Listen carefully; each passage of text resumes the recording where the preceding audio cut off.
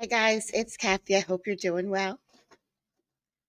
So I took off work last night and I slept and slept and slept and slept and slept. So I have Judge Eric. Hi Judge Eric. We're gonna watch today. And I know there's some craziness from Maricopa I'm gonna play today, but I don't know at all what happens in Judge Eric's docket at all because I didn't see any of it. And I have my finger ready in case someone says the word child. Because he gets everybody. He gets murderers and he gets DUIs and he gets shoplifters and bad people and good people that are just stupid for one day. So we'll see what we'll see what happens. I said we're gonna watch chaos. I don't know if we're gonna watch chaos. Actually, I mean on this channel.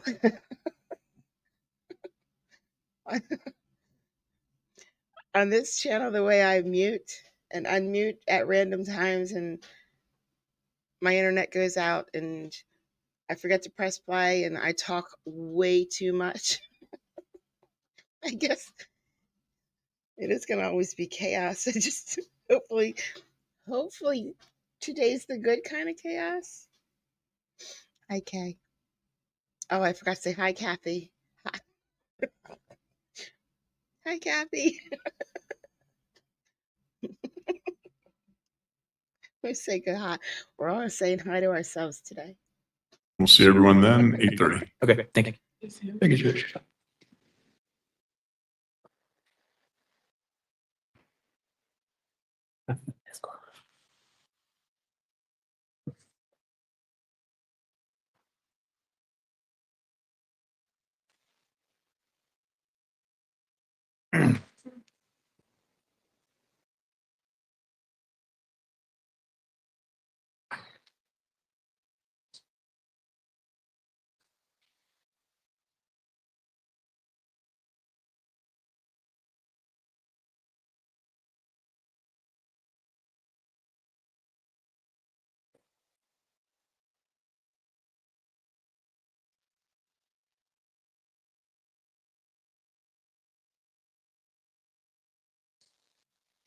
He's coming. He's coming. He's right here. I don't know what's going on, but he's next. This is Mr. Trammer, number 80 and 81.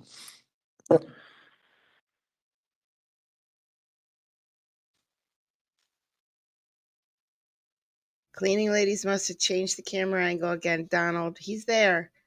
He's there. We just can't see him. 25 CR 1140, People versus Trammer entries. Walsey's on behalf of the people.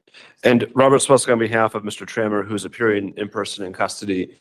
It looks like the surety had surrendered Mr. Trammer. No, actually, hold on a second. I'm sorry. There's two Correct. cases. I missed the other one. 24 CR 645 also. Go ahead, sir. Mr. Trammer's now in custody. This surety had surrendered him. I believe the bond, nothing had changed with the amount of the bond. I would just ask to keep that as it was set. I'm not sure if he's going to be able to find another surety to bond him. I think in the meantime, though, it makes sense to enter a not guilty plea. I would ask to only do that in the 25 CR 1140. That's the case with the most serious charge, and to set that one for trial today and leave the other matter in a trailing posture.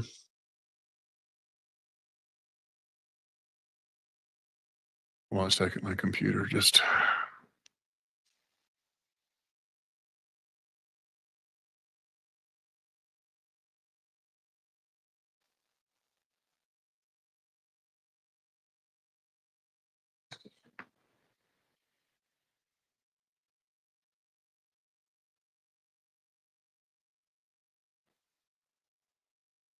All right, so you want to trail 24 645 and set trial in 25 1140?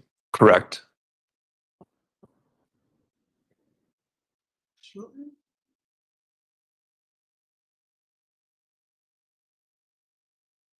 All right with the prosecution? Yes, Your Honor. All right, speedy trial is February 5th, 2026. That is in 25 CR 1140. Let's have motions due August 29th.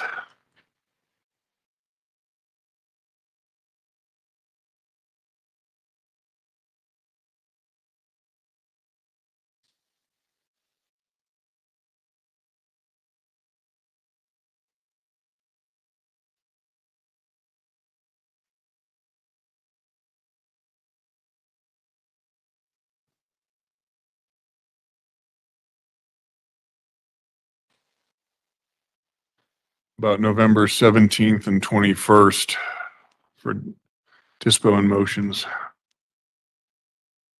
Sorry, Anna, could you repeat that? November 17th at 8:30 for disposition. Motions, November 21st Could at we 2. do the 10th and the 14th of November? I have No, travels. I'm out of town. I got a CLE. Those days work for the people. I will be out of town for that motions hearing on the 21st. Trying to look at other dates that would make sense. October 20th and 24th. That's fine.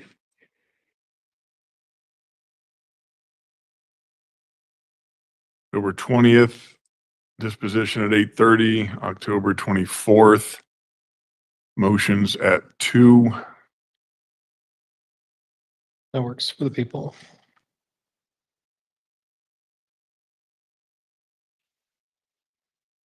I don't know, Kay. Have you tried smiling? How many days is this one? Right, men? Right, men? Did she try smiling yet? Kay, I hate that. I hate that you can't cough or laugh or pee without feeling pain right now. Just try to relax. This is probably, there's, I think, a significant amount of electronic records that the prosecution is likely going to be seeking to admit. I'm not sure how long the foundation is going to take for all of that. There's the complaining witness and maybe some other individuals that they may call. Probably at least 2 days to present evidence. I would say 3 days overall.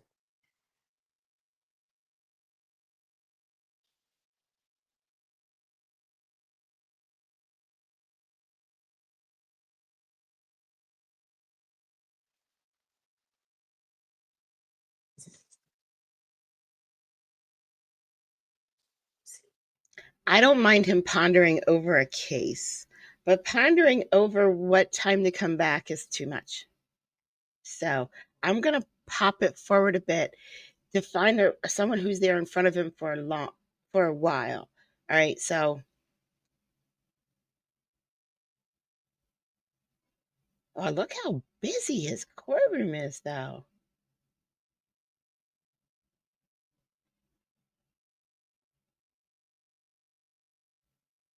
Oh, that sucked. That was short-lived. I'm going back. Don't worry, I'm going back. Going back. I'll get to the end of this guy. February 3rd. February. This was just recorded just like a day or two ago. And I'm sorry, how many days did we say we were going to set it? 3.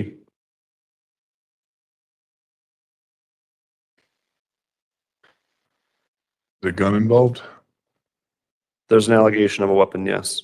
A gun? Yes.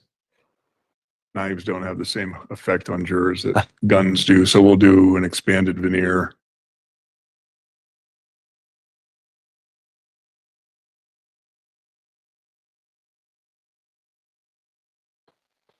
Pre-trial conference. Working on it.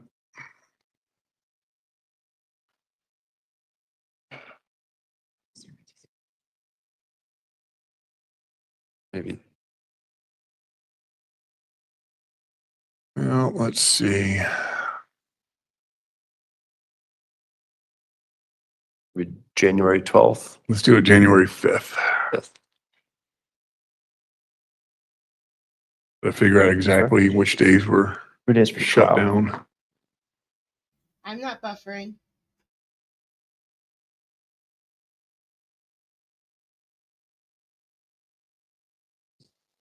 And is this your case? Yes, Your Honor. Aziz and Sweatska. 3 days. All right, we'll see everybody on October 20th for disposition. I'll chat with the interview. And if I can call number 7, Mr. Bunch. They're gonna call you when, Can, huh? No. I just want to do Yeah. Oh, okay. housekeeping.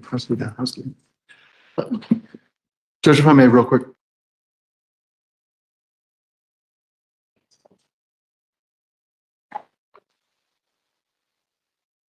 Yeah.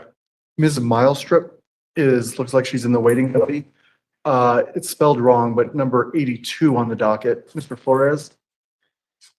That's, ABC. she's the attorney for Mr. Flores.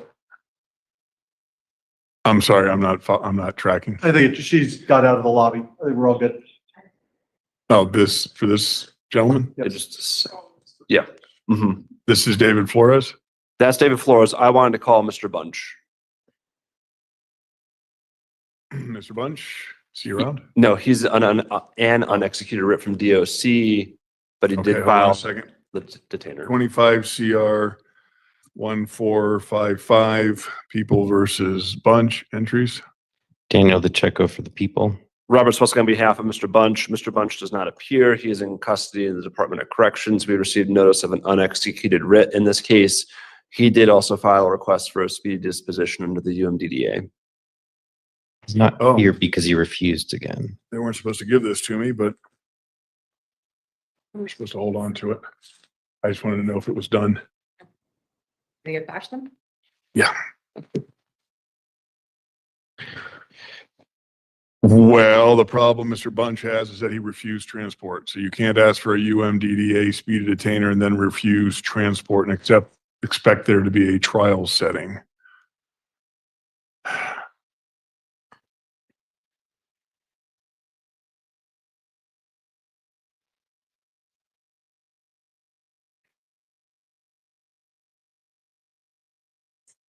So I'm going to find that he failed to appear, issue a warrant for his arrest. That will toll anything.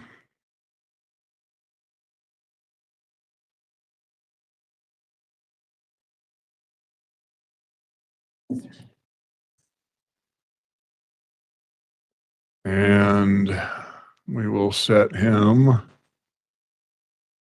That was August 25th. I can accept that date. I understand the court's record. I would just object. I do think there's some mandatory language here under 16-14-1041 that does require a trial or dismissal within 182 days after the receipt of the request or within such additional time as the court for good cause shown in open court may grant. But Yeah, but you can't FTA. I understand, but just to protect Mr. Bunch's rights, and he has made this filing, I don't know, I understand that it's written that he refused transportation. I don't know if that is 100% accurate or the full reason for why he is not present in court today, but to deprive him of his rights under the UMDDA, just simply based on what is written on that, I can't take a guilty plea unless he's here, right? Got court rules that say that too. That's correct. He's failed to appear for the arraignment, so I'll issue Mr. Attorney, you did a really good job, but we all know he refused transport again. We all already know this. a warrant. We'll set another arraignment for August 25th. You guys can do some research and see if this actually tolls it, like I presume it would. But we'll issue another writ and make sure he doesn't refuse next time. Thank you.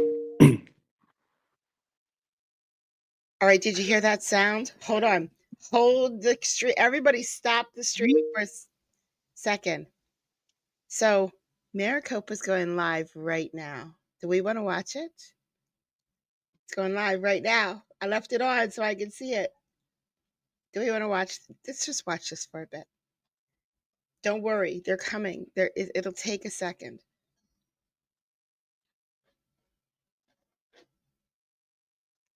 Jen's not married. She ain't not married.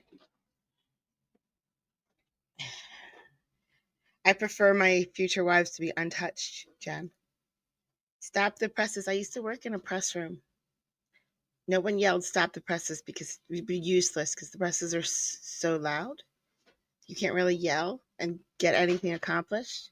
We used hand signals.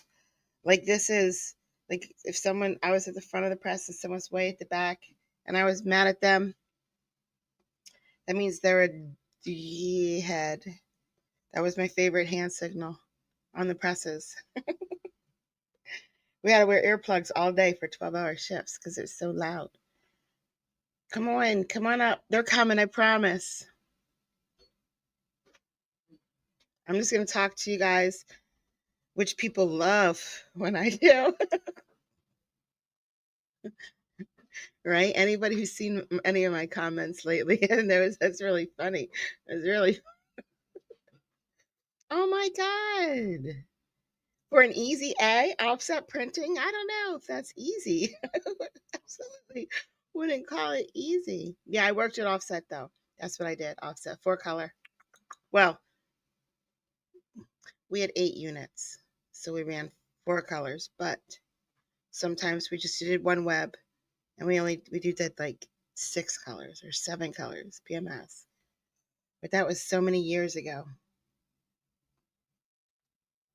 All right, I'm going to play Judge Eric until I hear words.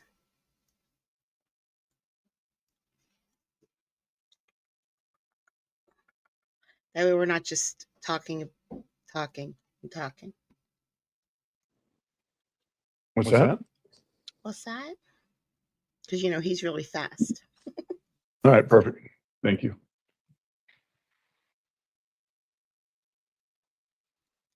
All right, and Oh my God. I think they're ready. The bailiff just walked up. Nope. I'm going to make the wrong decision here, so I am going to let you guys decide. Play one more case. This is live, so I can't stop it and rewind it. Yep. after this, gentlemen, we will bring Mr. Washington out. Can we do that? Ooh, I Mr. think Washington we're sounds ready. interesting, though. That wasn't me. All right, this gentleman is. This is 82 on the docket, Mr. Flores. Yeah. Mr. Housework. Oh, All right, 23 CR 6513, People versus David Flores. Entries. Daniel the Checo for the people. James Sunshine is also on the case, but is not here today. Mr. Good afternoon, Sunshine, Your I'm Honor. Kelly Mary. Miles on behalf of Mr. Flores. I apologize. I've lost my voice. I'm appearing virtually. He is present in court. We're here for a scheduling conference. All right, I'm not even.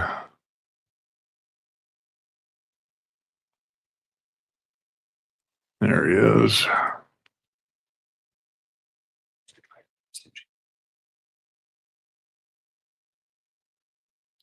Your Honor, I had filed an unopposed motion continuing the current motions hearing date of September 26th.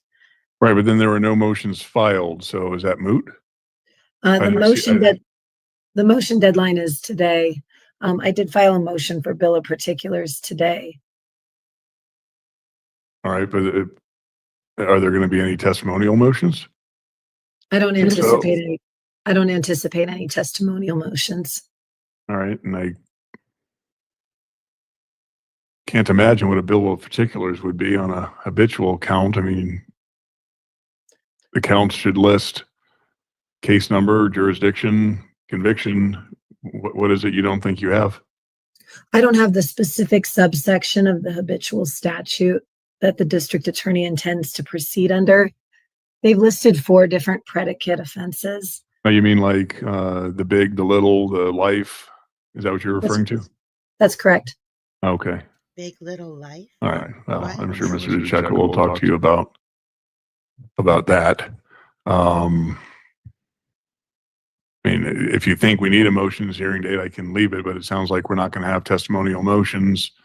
If there's a problem, if Mr. DeCecco is not clarifying which subsection where they're proceeding under, then I suppose you can just let me know, but I can't imagine there's going to be a problem with them telling you which subsection, big, little, or life.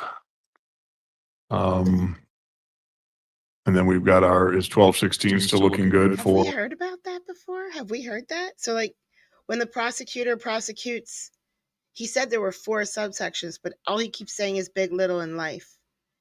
Is this guy looking at life in prison? What did he do? Judge, come on, give us more Or- information. The trial? Yes, Your Honor. I do think we need a pretrial conference prior to the trial date. I think there could be issues with redactions and jury instructions.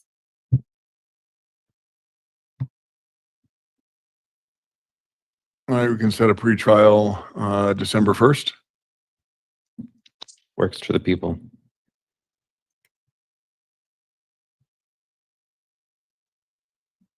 8:30 in the morning on the 1st, that work?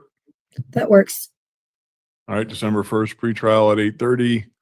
We'll go ahead and vacate September 26th. If there's an issue that comes up and you need the court's intervention in something, just let me know. And otherwise, I'll just plan on seeing everyone in December. Thank you. Thank you. you. Appreciate your appearance on WebEx. All right, let's get our reporter. Oh, is he taking a plea? Oh, never mind. She'll be back in a minute. Look, guys, they're getting ready here. They are. They are. The sheriff's here. The bailiff's here. So we're gonna watch this live. As soon as it starts, we're gonna watch this live.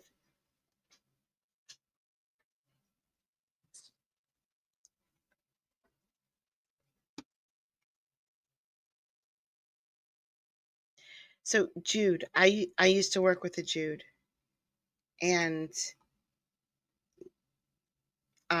he really hated the Beatles songs a lot, but it is practically impossible to see or hear your name without that song instantly going off in your head. And I'm sure everybody's the same here. Everybody is singing that song every time you say anything, and there's nothing we can do about it. It's not like we do it on purpose. Do you hate that song? Do you hate when people say, "Hey Jude" to you? Why is everybody standing?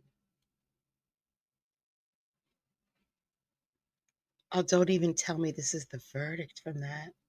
Much, and my understanding is you've reached verdicts on counts 5 through 8. All right, if you would please hand that envelope then. Do you remember the other day I started a video? Never mind.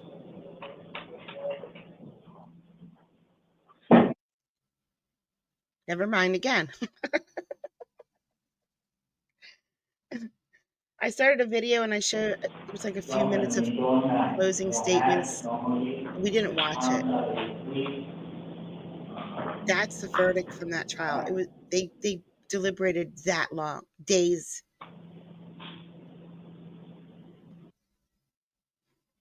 I do my best not to do that too, Jude. I would never, but I'm just telling you, it goes right through my head. Come on, people. Time is money. This courtroom has a docket 24/7. Well, not 24/7. 365 days a year, 4 times a day, even on holidays. There was maybe 3 or 4 times I've seen they take this down, but they're constantly looping dockets all day long, every day. You know who else is? Which they're probably gonna make me into a big fat liar right now. But hold on, I don't want to do that. All right. All right, hold on. I want to show him something, Judge. Just wait. Get up. Texas, Torrance County. Torrance County does. Thank you. You may be seated.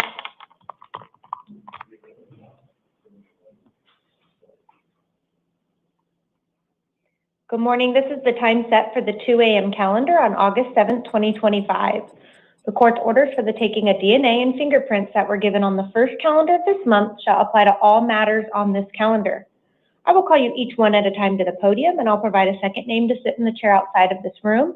I will let you know what you are here for, if I have appointed an attorney, if you have a bond, and what your release conditions are. If we could start with Mr. Tilson to the podium and Mr. Hines to the chair. May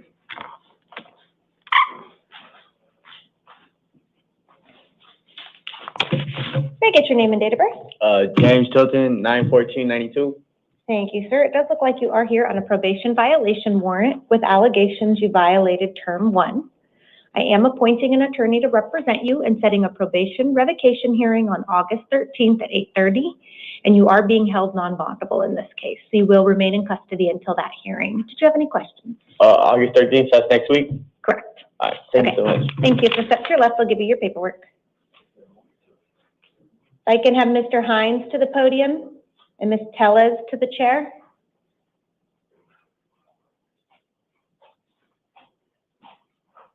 May I get your name and date of birth? Soto Lahans, 1803. Can you repeat your name one more time? Soto Lahans. Thank you, sir. It does look like you are here on a probation violation warrant with allegations that you violated terms 2, 3, 4, 5, and 15. I am appointing an attorney to represent you, and I'm setting a probation revocation hearing August 13th at 8:30, and you are being held non-bondable in this case. So you will remain in custody until your next hearing. All of that will be in your paperwork. Did you have any questions? No. Okay, we are going to need to reprint this one, so if you could take a seat out there, they'll bring you that paperwork. Oh, you gotta get a new one? Yeah, sorry about that. Oh, he was a Ms. bad boy. Tellez to the podium, Mr. Delgado to the chair. Delgado, that was the name of the master, the first master in Doctor Who. I loved him. May I get your name and date of birth? Sophia Diaz. Excuse me, July 26, 1973. Thank you, ma'am. It does look like you are here on 2 cases. The first one is a new case for 1 count of dangerous drug possession, a class 4 felony. Probable cause has been found, and I'm appointing an attorney to represent you in that case. You're also here on a failure to appear bench warrant for pending drug charges that you have. I'm affirming that attorney. You're going to have a couple of hearings. In both cases, you have a status conference August 13th at 8:30 and a preliminary hearing August 15th at 8:30. In the case for your new charges, you have a 3rd hearing, and that's an evidentiary hearing on August 14th at 1:30. On the failure to appear case, you have a secured appearance bond in the amount of $1,000. However, because you were out on felony release at the time you were picked up for this new offense, you are non-bondable on your new charges. So although you have a bond on one case, even if you were to post it, you would not be released from custody until you have your evidentiary hearing on August 14th at 1:30. That's the time set to determine if bond will be set on your new charges. All of that will be in your paperwork. Did you have any questions, ma'am? Yes. I just was going into treatment, which was yesterday, and I got I've got the phone number, I'm not sure, the treatment president of I was just going into treatment, and it took me a long time because I had been out in the streets, and I've been trying really hard to get get help, and I barely got approved, and I was actually supposed to go into treatment yesterday, and I've got the phone number and everything, and if there's any way, and I wasn't doing I didn't have any new drugs. I don't know what you mean by that. That's why I'm kind of wondering, what do you mean by new drugs? I don't. So it looks like when you had police contact. And I just was, okay, what? When you had police contact yesterday on August 6th, a substance was found with you, and they tested that substance, and it tested positive for methamphetamine. So that's what the new charges are.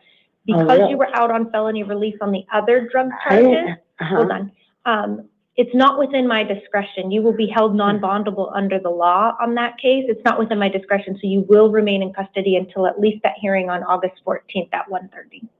Oh, wow. Okay? If you'll take a step to your left, the officer will give you your paperwork, ma'am. Okay, I was supposed to go into treatment though. I understand, but it's not within my discretion. The law requires me to hold you non-bondable, so you will remain in custody until August 14th. Thank you. All right, thank you, ma'am. Mr. Delgado to the podium, Mr. Harper to the chair.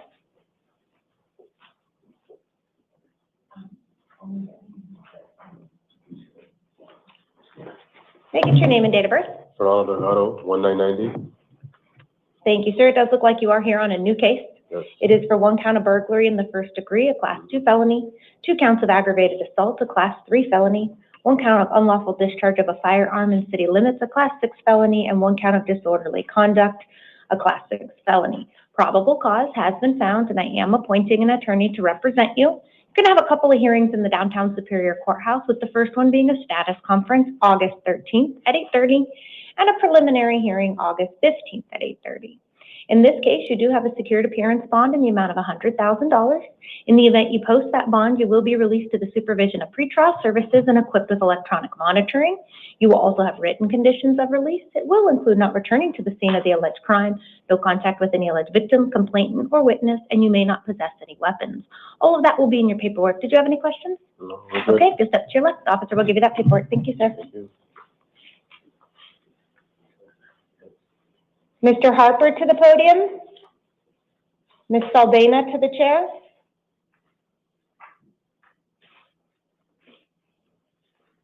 May I get your name and date of birth? John Bell Harper, November 12, 2002. Thank you, sir. It does look like you are here on a probation violation warrant with allegations you violated term 1 of your probation. I'm appointing an attorney and setting a probation revocation hearing August 13th at 8:30. You have a secured appearance bond in the amount of $5,000. In the event you do post that bond, you will have written conditions of release. It will include not possessing any weapons or alcohol and contacting your probation officer within 72 hours. It looks like you came from the Department of Corrections in Yuma. Do they still have a hold? Are you serving time? Yes. Is that time completed yet? No. Okay. So if you still have time to serve on that, if you posted this, you actually wouldn't be released. You'd be just taken back to the Department of Corrections. So you may want to hold off on posting any bond until you speak with your attorney and go to that probation revocation hearing on August 13th. Okay. Okay. Do you have any questions? No. Okay. Just step to your left. The officer will give you that paperwork. Ms. Saldana to the podium and Mr. Evans to the chair.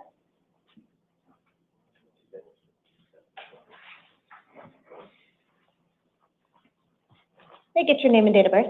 Yeah, Chair, Saldana, 21196. Thank you, ma'am. It does look like you are here on a bond surrender. You have current charges pending for organized retail theft, and you had previously posted a bond, and the bonding company had indicated you did not comply with some of their requirements and have returned you on that case. I'm going to affirm the attorney that was previously appointed to represent you and set a status conference August 14th at 8:30. I'm just going to affirm all of your previous release conditions and bond. So you do have a secured appearance bond in the amount of $2,500. In the event you post that bond, you'll have written conditions of release, which include not returning to the scene of the alleged crime and no contact with any complainant or witness. All of that will be in your paperwork. Did you have any questions? No. Okay, thank you, ma'am. If you'll step to your left, they'll give you that paperwork. Thank you. Mr. Evans to the podium and Mr. Holder to the chair.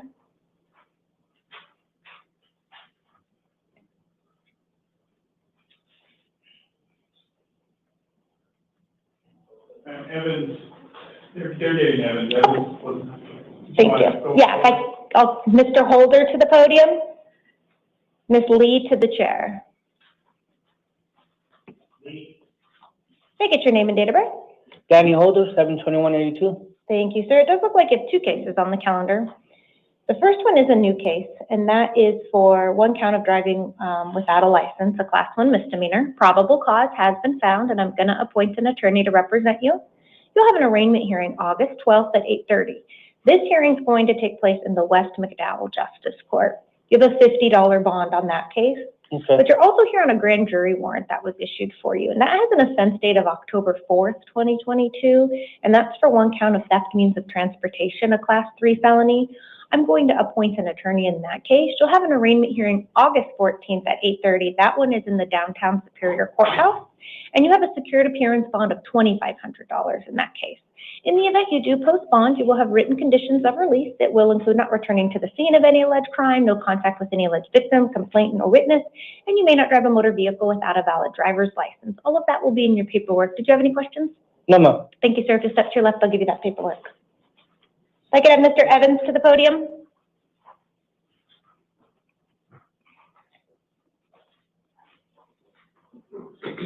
May I get your name and date of birth?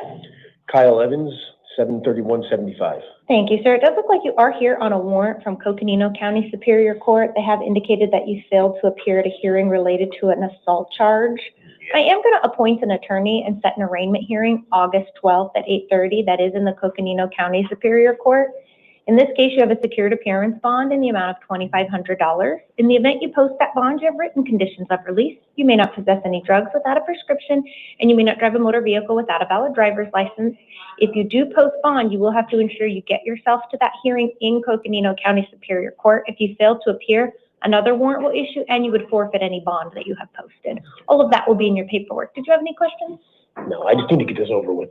Okay, and if you don't post, they have indicated that they will transport you to that No, hearing. that's Okay? one of my problems has been is I just don't have the means to get up there. That's why I'm missing, the court dates. Okay, so I mean, the alternative is if you don't post it, they will take you there. Yeah, Okay. I'm just gonna stick it out until it's done.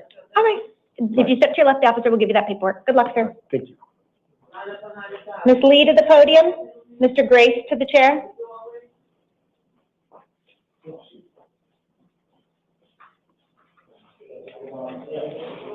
May I get your name and date of birth?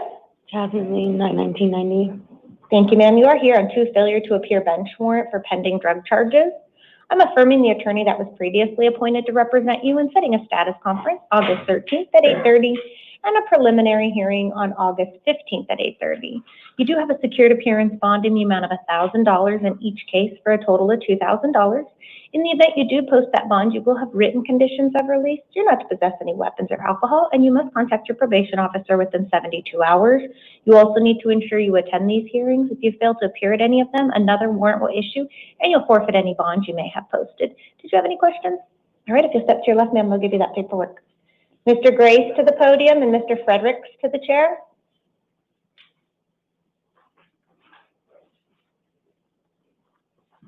Can I get your name and date of birth? Joseph J. Grace, 9676. Thank you, sir. It does look like you are here on a probation violation warrant. I do see that you were picked up from the Department of Corrections in Yuma. Are you currently serving time? Yes, Do you still have more time on that case? yes. Okay. So there's an allegation you violated term 1 of your probation.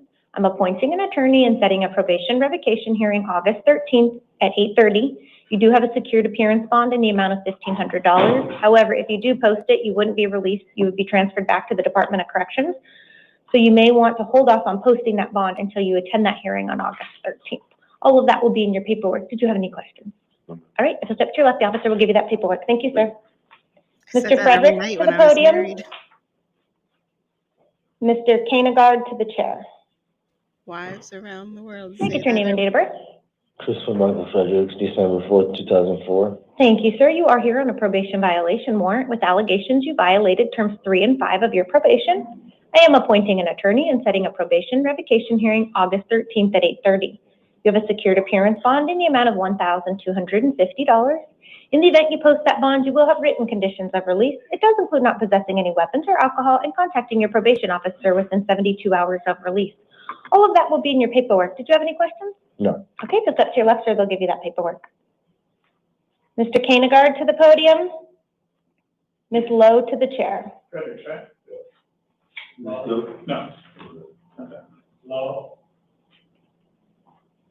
We have Samuel Kanegard to the chair, or to the podium. He's right here. Come on. Hands up, please.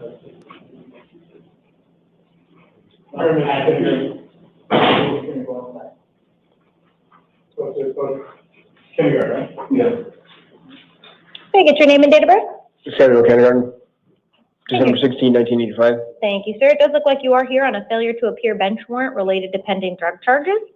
I'm affirming the attorney previously appointed to represent you and setting a status conference August 13th at 8:30 and a preliminary hearing August 15th at 8:30.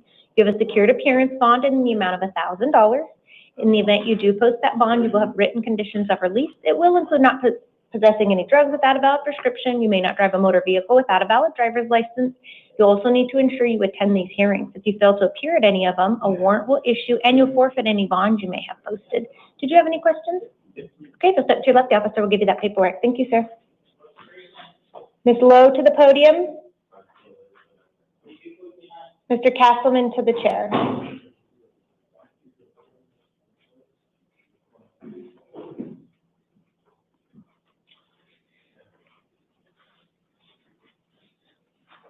Can I get your name and date of birth? June Low, 7/2088. Thank you. It does look like you are here on 3 cases. The first one is a new case. It's for 1 count of narcotic drug possession, a class 4 felony, and 1 count of drug paraphernalia possession, a class 6 felony. Probable cause has been found, and I'm appointing an attorney to represent you. Your other 2 cases are because you're currently on probation, and so when you were picked up for this offense, it is a term 1 violation, and so I'm appointing counsel in those cases as well. You have a status conference August 13th at 8:30, a preliminary hearing August 15th at 8:30, and a probation revocation hearing August 13th at 8:30. So you have 2 hearings coming up between the 3 cases. You have a secured appearance bond in the amount of $250 on each case. That's a total of $750. In the event you post that bond, you do have written conditions of release you need to comply with. It does include not possessing any weapons or alcohol and contacting your probation officer within 72 hours of release. All of that will be in your paperwork, ma'am. Did you have any questions? Okay, if you'll take a step to your left, we have to reprint number 16. I apologize. Everybody looks so Mr. cool. Castleman to the podium. Ms. Carlisle to the chair. A lot of them here in this court are Can I get your name and date of birth? drunk. Nolan Castleman, 7/25/93. Thank you, sir. It does look like you are here on a probation violation warrant with allegations you violated terms 3 and 5 of your probation. I am appointing an attorney and setting a probation revocation hearing August 13th at 8:30. You have a secured appearance bond in the amount of $250. In the event you post that bond, you have written conditions of release. You may not possess any weapons or alcohol, and you must contact your probation officer within 72 hours. Did you have any questions? No. Okay, so step to your left, the officer will give you that paperwork. Ms. Carlisle to the podium. Mario Callo to the chair. May I get your name and date of birth? Catherine Louise Carlisle, August 21st, 1997.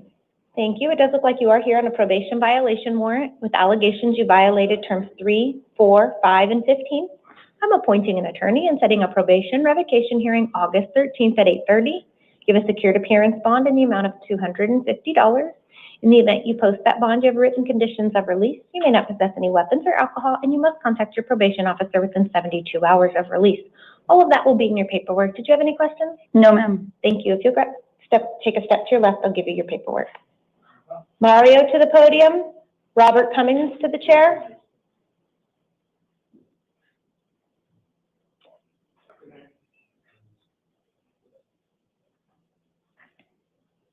What's the name now? Mario Callo.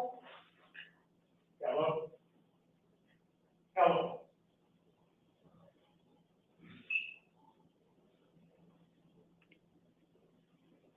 Hello?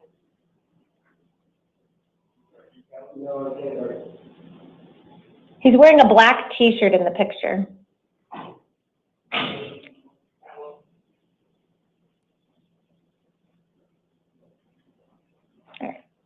I'm going to go to the next one while we look for him. If I can have Robert to the podium. Ms. Ortiz Gutierrez to the chair. May I get your name and date of birth? Robert Clemens, August 23rd, 1987. Thank you, sir. Are you currently here on anything else? On anything else? It looks like you had a warrant out of the city of Mesa. Have you been seen on that case yet? No, I don't think, no, I haven't. Okay. In the warrants that I'm here for now, I had no clue that I had. Okay, so I'll tell you what you're here before me right now, but I think you also have a hold out of the city of Mesa, so you'll likely be seeing another judge as well. What you're here for right now is a direct complaint that was filed. This was signed on June 30th, 2025. It has an offense date of March 22nd, 2025, and it's for 1 count of dangerous drug possession, a class 4 felony, and 1 count of drug paraphernalia possession, a class 6 felony. In this case, I'm appointing an attorney and giving you a couple of hearings in the downtown Superior Courthouse. You have a status conference August 13th at 8:30 and a preliminary hearing August 15th at 8:30. You have a secured appearance bond in the amount of $50. Again, notes indicate you also have a warrant out of the city of Mesa and that you're being held on that as well. So if you have a bond in that case, this $50 would be in addition to that. In the event you do post the bond, you have written conditions of release. It will include not possessing any drugs without a valid prescription, and you may not drive a motor vehicle without a valid driver's license. All of that will be in your paperwork. Did you have any questions? No, ma'am. Thank you, sir. If it's up to your left, the officer will give you that paperwork. Ms. Ortiz Gutierrez, Mr. Alexander to the chair. Alexander. Ortiz, Gutierrez. Alexander.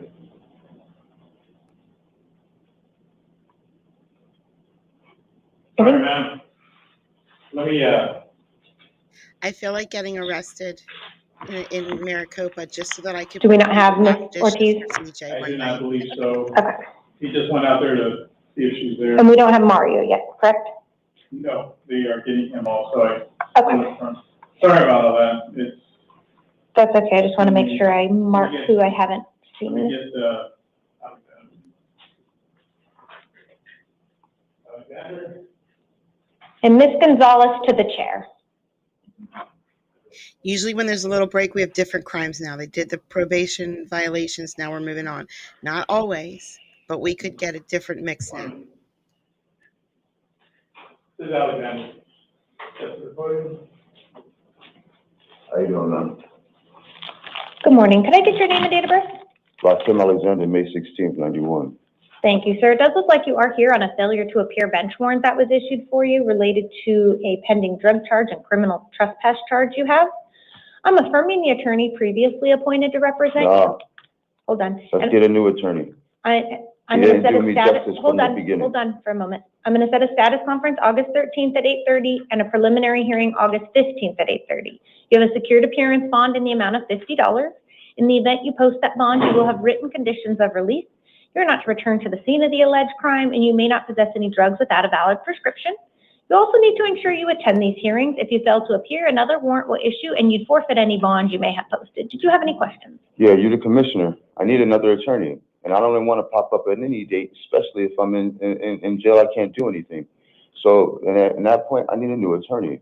You'll have to contact the, I know you can do it right from there. I need Sir, I you to cannot. appoint me a new attorney, please. I cannot appoint a new attorney for you. I can affirm the attorney that was previously appointed. The phone number for their office will be on your paperwork. If you're unhappy with the services, then you can contact the main number and ask them to see if they can switch attorneys for you. But I don't have the authority to require them to do that. That's fine. Okay? It's just up to your left. The officer will give you that paperwork. Thank you. Ms. Gonzalez to the podium. Mr. Foster to the chair. On our own house, we go first and get away with $50 Thank you. Sorry helping people. May I get your name and date of birth? Vanessa Gonzalez, 4/15/83. Thank you, ma'am. And are you currently here on anything else? What, are you currently being held on anything else? No. Okay. So you're here on a warrant for failing to pay some fines related to a DUI from 2019. Due to the nature of your charge, you're not entitled to court-appointed counsel. You will have an arraignment hearing August 25th at 8:30 in the Tolleson Municipal Court. I'm going to release you today on your own recognizance. That is your promise to appear at that hearing. You have written conditions of release. You are not to possess any drugs without a valid prescription. You may not drive a motor vehicle without a valid driver's license. I've also included their phone number in there. Sometimes if you call them and the only issue is payments, you can resolve that without going to the hearing. But don't skip it unless they've given you permission and indicated it's vacated, okay? Do Okay. you have any questions? No. Okay, just up to your left, officer. We'll give you that Thank you. paperwork.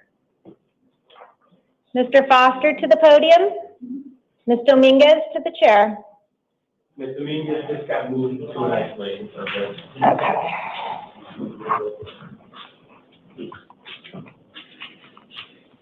Hey. Can I get your name and date of birth? Armani Foster, 1488. Thank you, sir. It does look like you are here on a failure to appear warrant out of Maryville Justice Court related to leaving the scene of an accident in 2021. Due to the nature of your charge, you're not entitled to court-appointed counsel, but you can hire one at your own expense. You're going to have an arraignment hearing August 27th at 11 a.m. in the Maryville Justice Court. I'm going to release you today on your own recognizance at your promise to appear at that hearing. You will have written conditions of release that will include not possessing any drugs without a valid prescription, and you may not drive a motor vehicle without a valid driver's license. All of that will be in your paperwork. Did you have any questions? Would it be bad if I ask for, can I get a week after that? So unfortunately, I cannot move the hearing dates that are provided to us by these other courts. I have included their phone number in there, in the paperwork you're gonna get, so you can contact them and ask them if they could move that for you. Yes, ma'am. Okay, anything further? No, ma'am. Okay, just step to your left, the officer will give you that paperwork. Thank you, sir. Thank you. David guy in here, Your Honor. Who? David Callow. Oh, Mario? Yes. Or does he have two different, oh, Mario David. Okay, perfect. Can I have Mario to the podium?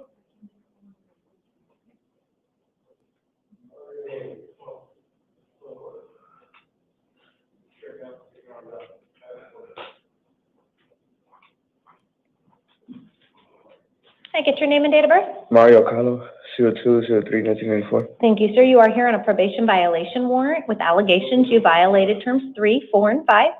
I am appointing an attorney and setting a probation revocation hearing August 13th at 8:30.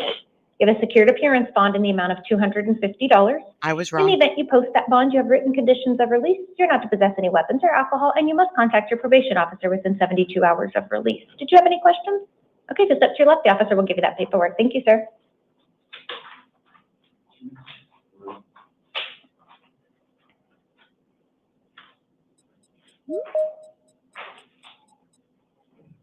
Oh, is that a private attorney coming on? Who's getting an interview? It might be. It might be. Yeah.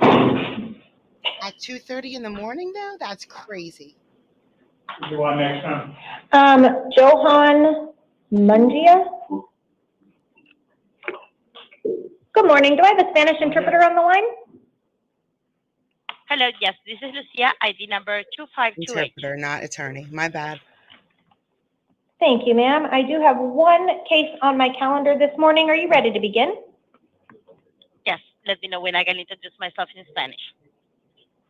All right, I'm going to begin. Good evening, sir. Could I please get your name and date of birth? Hola, señor, ¿me puede dar su nombre y su fecha de nacimiento? Johan Matute, 1 de febrero del 1990. Johan Matute, February the 1st, 1990. Thank you, sir. You are here on a grand jury warrant. Hola, señor. Usted está hoy aquí debido a una búsqueda de detención debido a gran jurado. It is for an offense date of June 29th, 2023. Esto es por una ofensa ocurrida el día 29 de junio del 2023. It is for one count of causing death by use of a vehicle. Es por un caso por muerte debido al uso de un vehículo. I am appointing an attorney to represent you. Estoy adjuntando un abogado para que lo represente. You will have a hearing on August 14th at 8:30 in the morning. Va a tener una audiencia el día 14 de agosto a las 8:30 de la mañana. You have a cash bond in the amount of $10,000. Tiene usted una fianza en efectivo por la cantidad de $10,000. In the event you post that bond, you have written conditions of release. En el caso de que usted pueda pagar esa fianza, tiene condiciones escritas de liberación. You may not have contact with any alleged victim, complainant, or witness. No puede tener contacto con ninguna de las supuestas víctimas, o testigo o demandante. You also need to ensure you attend the hearing. If you fail to appear, a warrant will issue. También tiene que ir a la audiencia. Si usted no comparece, va a hacerse otra orden de arresto. All of that will be in your paperwork. Did you have any questions? Toda esa información va a estar en los papeles. ¿Tiene usted alguna pregunta? Sí, ¿qué tanto tiempo tengo para pagar la fianza? How long do you provide me for me to pay the bond? You will remain in custody until the bond is posted. Se va a mantener bajo custodia policial hasta que tengamos la fianza. ¿La fianza tiene que ser completa o puede ser el 10%? Does it have to be a full bond or could I pay 10%? This is a cash bond, so it is the entire $10,000. Es la fianza completa de $10,000.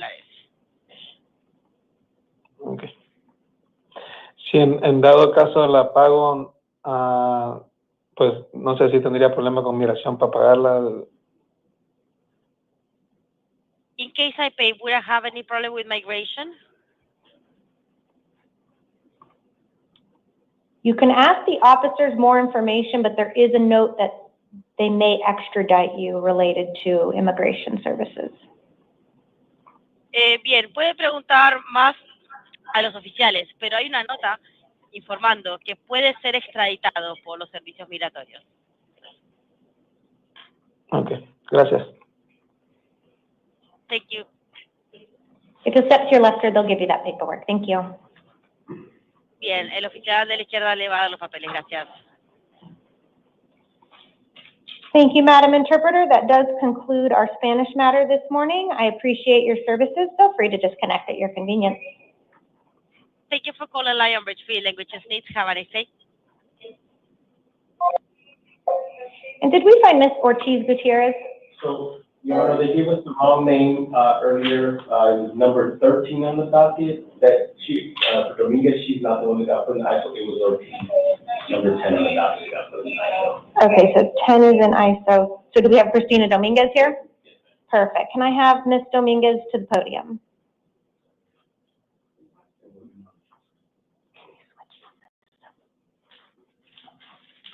May I get your name and date of birth? Christina Dominguez, 7/29/77. Thank you, ma'am. You are here on a new case. It is for 1 count of dangerous drug possession, a Class 4 felony, and 1 count of drug paraphernalia possession, a Class 6 felony.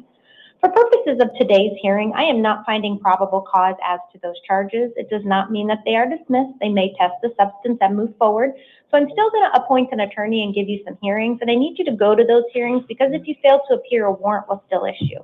You're going to have a status conference August 21st at 8:30 and a preliminary hearing August 25th at 8:30. All of that will be in your paperwork, ma'am. Did you have any questions? Do I get out? Yeah, you'll be released on these charges. Thank you, ma'am. Anything further? Okay. Okay, just step to your left, the officer will give you that paperwork.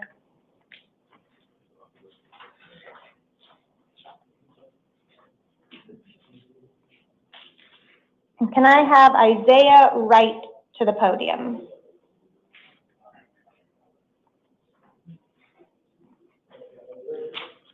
Can I get your name and date of birth? Isaiah Wright, 09/23/99. Thank you, sir. It does look like you are here on a warrant out of the state of California. Yes. Did you get an opportunity to review the laminated card that was given to you?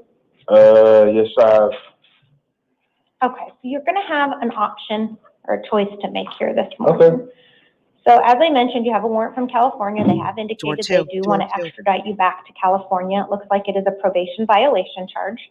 Mm-hmm. So your first option is you can say, yes, I'm ready to go back. California can come pick me up. If you were to choose to do that, you would be held here in the Maricopa County jails, non-bondable, and you would be giving California 30 days to come pick you up. That 30 days would start tomorrow, so long as you do not have any other pending charges in the state of Arizona. Or you have the right to demand that both the governor of Arizona and the governor of California sign an order requiring you to be extradited back before that happens. In that case, that's about a 60 to 90-day process.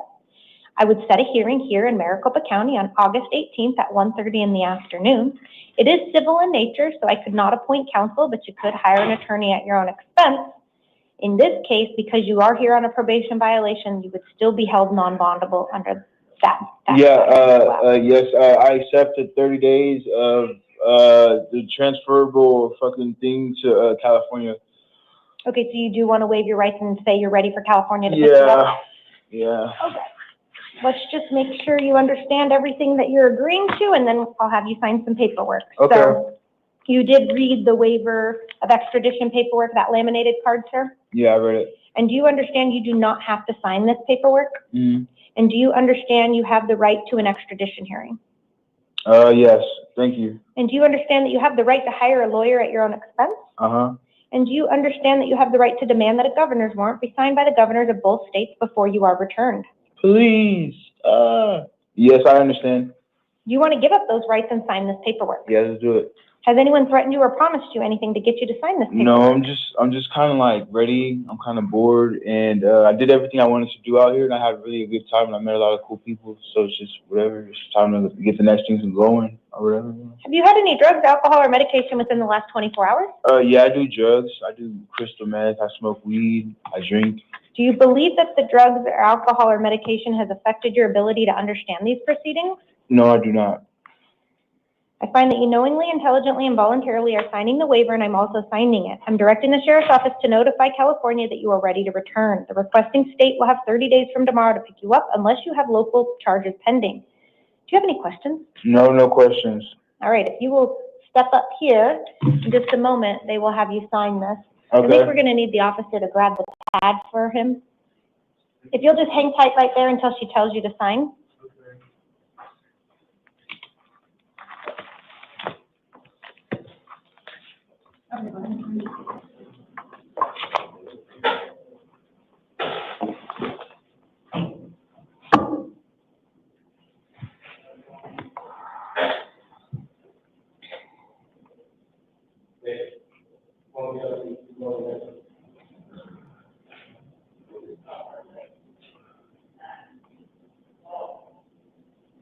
And it's rare. Are you gonna have to sign one more time? Okay. Go ahead.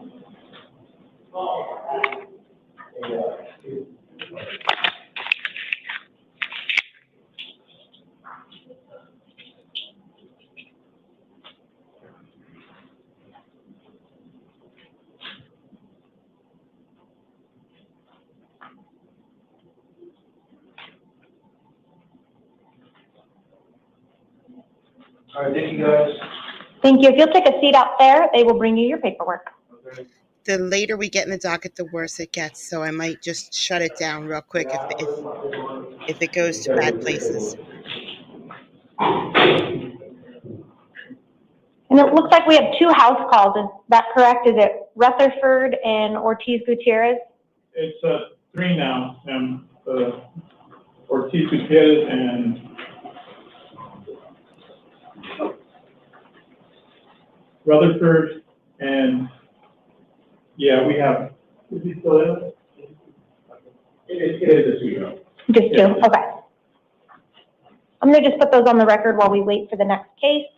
We have 2 cases, well, 3 cases, 2 parties that will proceed as house calls. Case number 22 and 23. Devin Rutherford, January 20th, 1980. She is here on 2 cases. The first case is a new case for 1 count of aggravated assault on a correctional employee, a Class 5 felony. Probable cause has been found, and I'm appointing an attorney to represent her. She is also here on a direct complaint that was filed that has an offense date of June 11th, 2021 for 1 count of dangerous drug possession, a Class 4 felony. I'm appointing an attorney in this case as well. She will have a status conference August 13th at 8:30 and a preliminary hearing August 15th at 8:30. She has a secured appearance bond in the amount of $1,500 on her new charges, $100 on the direct complaint for a total of $1,600.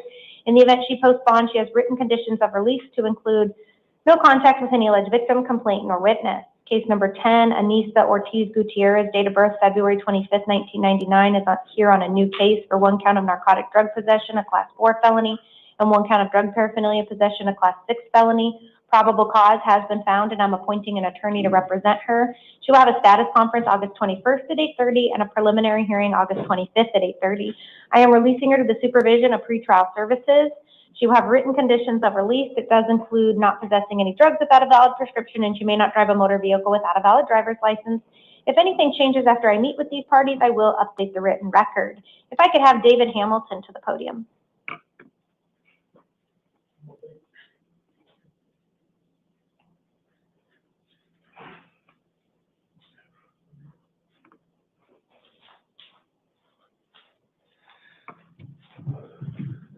May I get your name and date of birth?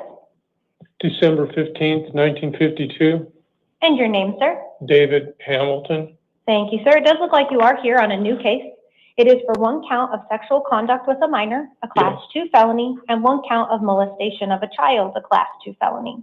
Probable cause has been found, and I am appointing an attorney to represent you. You're going to have a status conference August 13th at 8. Are you having a hard time hearing me? Yeah, I don't hear very Would well. you like us to give you some headphones so you can hear better? Please. Just stay there, sir. The officer will bring it to you.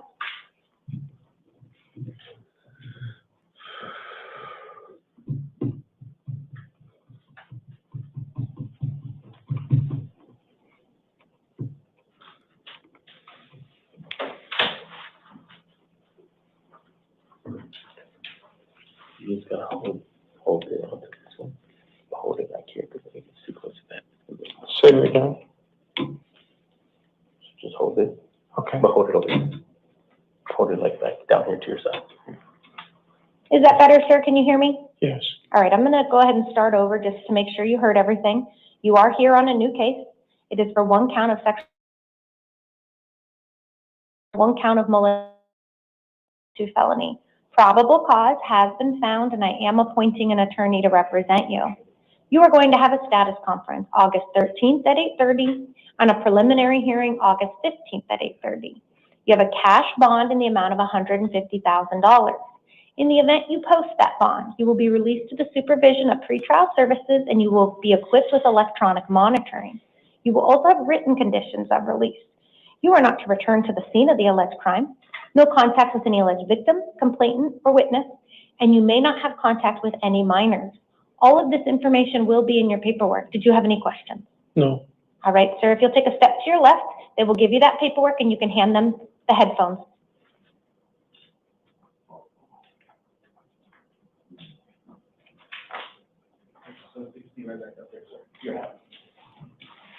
That does conclude our 2 a.m. calendar, and we will now stand in recess until 5 a.m.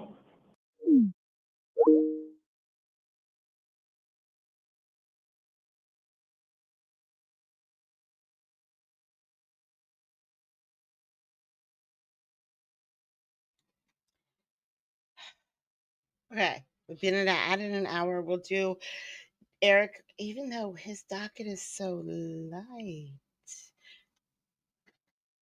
Ms. Bryan? Hold on. Oh, this is not live. This is a lie. I'm lying. I'm lying. They're always at the end. No, they're not always at the end, but the bad ones are at the end. His wasn't that bad. They're And the usually remainder really of the bad. instructions. Have those right here on Ms. Bryan also.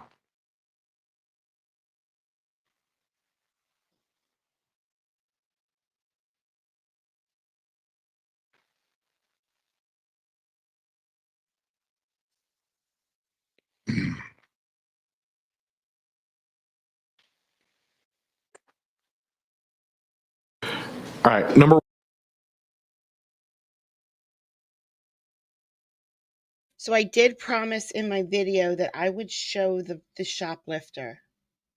So I want to show the shoplifter, and she is right here. I'm pretty sure this is her.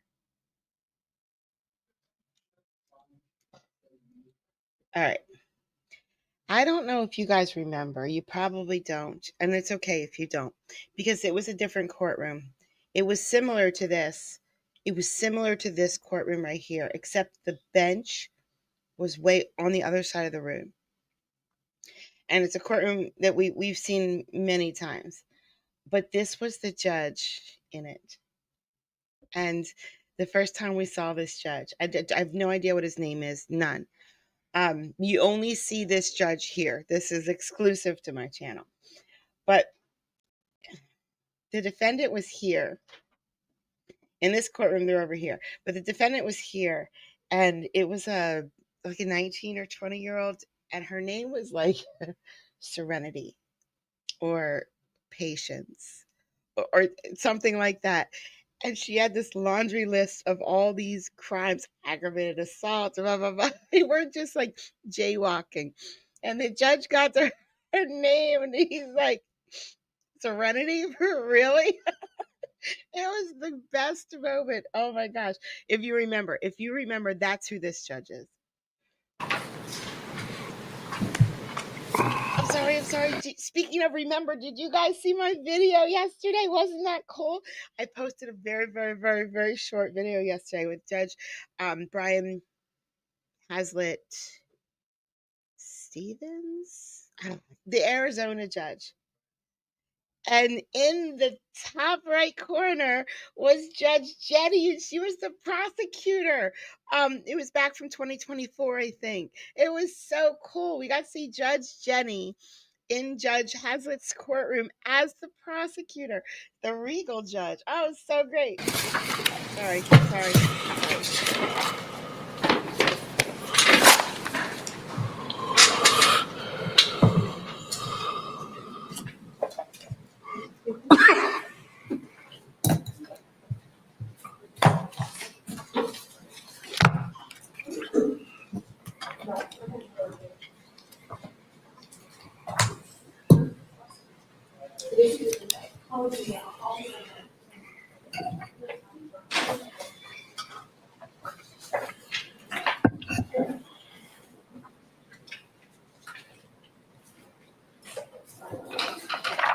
You got the other one? You got the other one? The other one?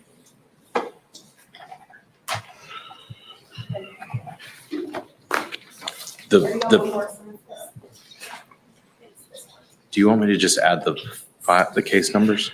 Yeah, absolutely.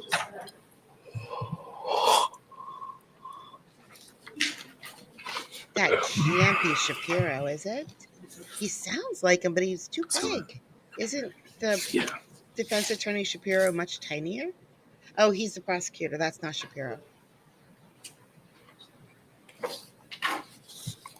Okay, so this is this one. Me too. Let me give you that. 1 second.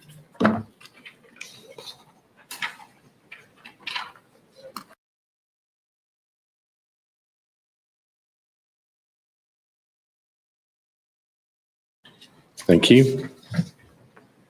Your Honor, at this time, back before the court again is State of Georgia versus Tracy Sewell Palmer.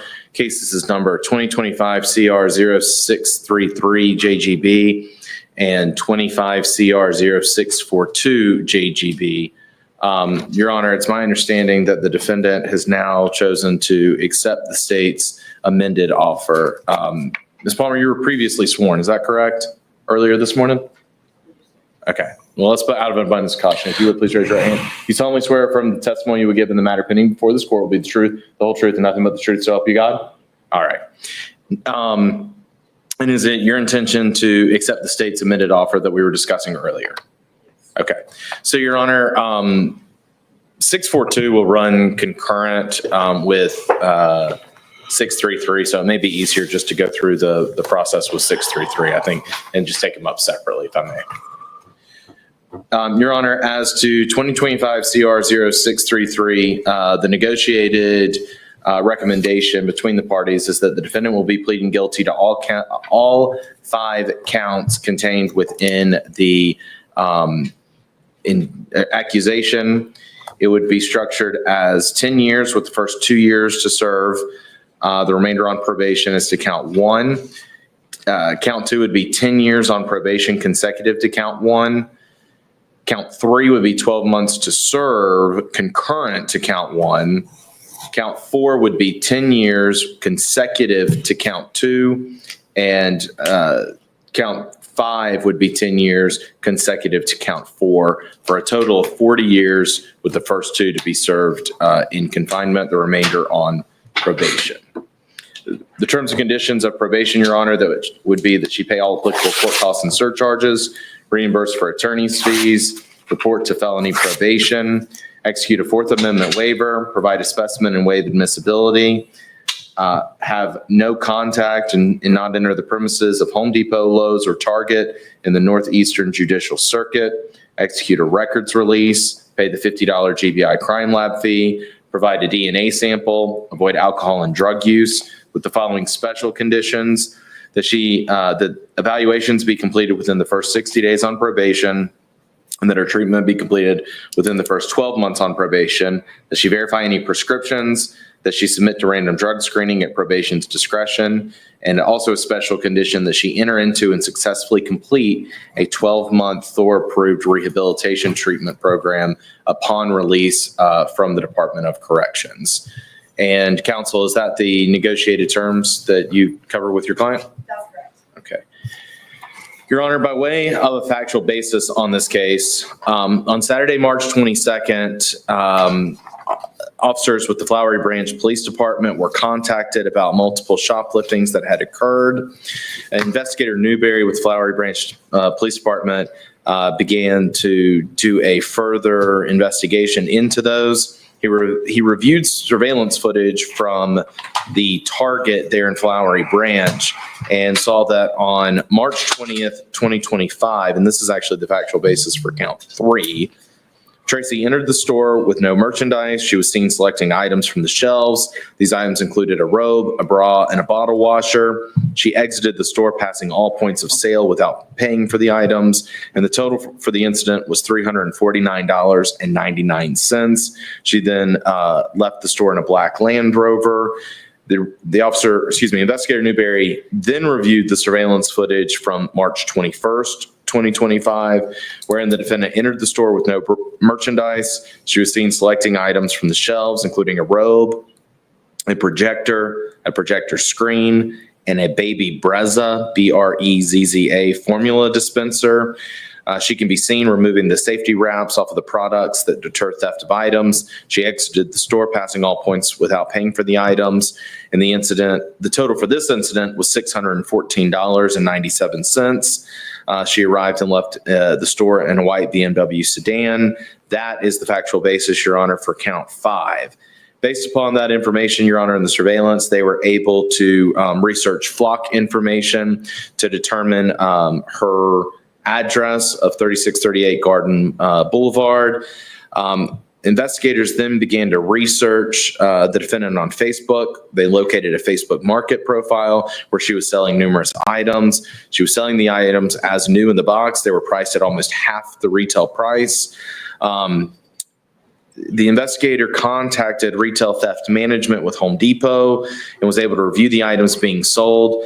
He indicated that a DeWalt power cleaner was stolen from Home Depot in Gainesville, a Bosch laser was stolen from Home Depot in Gainesville, and a welder pack was stolen from the Home Depot in Flowery Branch. So they utilized the undercover Facebook page to attempt to make a purchase from the defendant. She provided the address and indicated that it would have to be picked up. It was the 3638 Garden Boulevard. Ultimately, search warrants were obtained and law enforcement went into the home. At the time that they went into the home, they took both the loss prevention officer from Home Depot as well as Target to validate what was stolen from their respective stores. A complete list of items recovered from the residence is attached to the report, and the combined total of recovered property was $8,098.80. That's just what was recovered. That was what's recovered, yes, Your Honor. So that led all of that led to, and that would be the factual basis for count 1, Your Honor, the retail property fencing. That then led Investigator Newberry to work with Home Depot to gather some additional information and review surveillance. By doing so, he was able to review surveillance from March 11th, wherein the defendant entered Home Depot on Spout Springs with no merchandise. She selected a DeWalt pressure washer and a Bosch laser level. The laser level had an anti-theft device wrapped around the box to alert the store if the item was removed without paying for it. Ms. Palmer was able to remove the device and head to the front of the store. She stopped when she saw an employee by the door, waited for them to leave, and then exited the store. Surveillance from March 21st showed, and Your Honor, my apologies, that's the factual basis for count 2. As to count 4, on March 21st, she was seen entering the store with no merchandise. She loaded a Milwaukee blower, a Lincoln welder, and a DeWalt pressure washer into the cart, and then exited the store without paying for the merchandise. And the total for that theft was $891.33. I'm sorry, Your Honor, for the one on count 2 that I just went over, the value was $898. So that would be the factual basis for all the counts contained in 633. I'm happy, Your Honor, to move to 642. It's much more simple.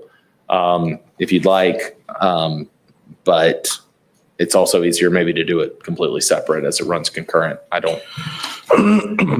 Thank you. All right. As it relates to, we're dealing with 633 now. Yes, Your Honor. Had enough time to speak with your lawyer? Satisfied with your lawyer? You sign your plea sheet. Do you have any questions? Counsel will be declining or stands your rights. Yes. Agree to the factual basis. Yes. Retail property fencing, felony grade, how do you plead? Shoplifting, felony grade, how do you plead? Shoplifting, misdemeanor grade, how do you plead?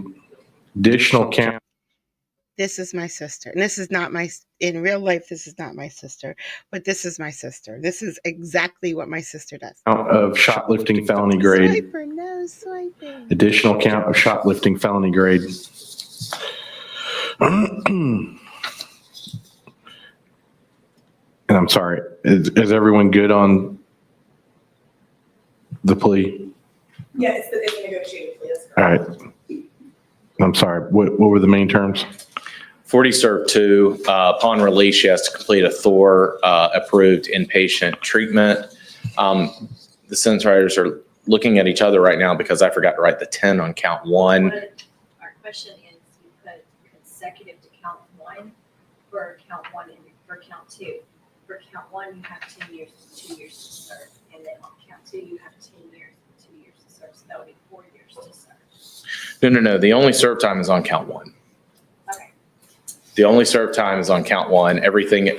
Count 1, and then count 3, the 12 months is to serve concurrent with count 1. Everything else is consecutive. Does that make more sense? We were just, because you said 40 serve 2, and we had 40 serve 4.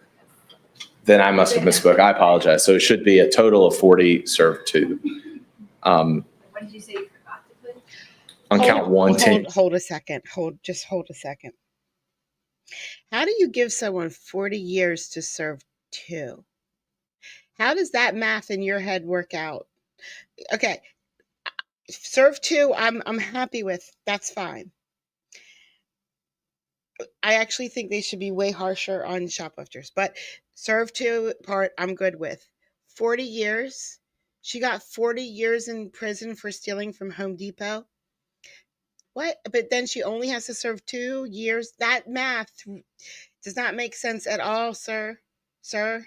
Years with the first 2 to serve. I just wrote 2 years to serve, I believe. But okay. So I think All right, thank you. No, I appreciate that. I have a Fourth Amendment waiver, meaning law enforcement can search you for any reason, no reason, your home, That your makes car, your sense. person. You sign off on. Do you think it's months? Because but you 38 years of probation for shoplifting? No, I mean parole? No, come on, that's crazy. This makes sense. If it was months, I just don't get it. On that. All right.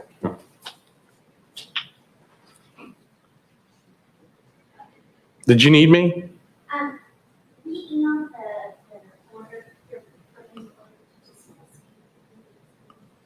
Do you want me to sign it and give it to you?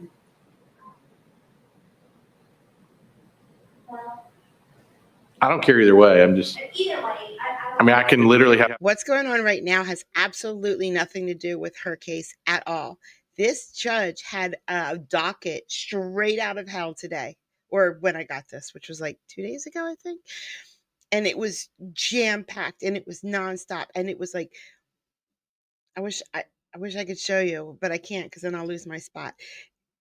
Like 17,000 things were happening all at once, all day long. And by this point, by the time we're 2 hours in, he is done. He is up to here with everybody and so cranky, which is why I showed the video of the next case where he just says, no, I'm not taking this plea. Have somebody, I can ask someone to print it out and I can sign it and give it to you, or I can deal with it after court. I don't care either way. After court is fine. You sure? Your Honor, yes, thank you. No, it's no. Did you email it to me? Well, we emailed it to Ryan, but I just found out Ryan is out. Yeah, he's at a staff attorney thing. If you would, if you don't mind, actually, best bet, we just go talk to Sherry, have her print it out, and then somebody bring it back and I'll sign it and give it to you. Perfect, thank you. All right, back to our criminal matter. Go ahead, sorry. Your Honor, you were going over the terms, the 4th waiver. Yes, 4th waiver.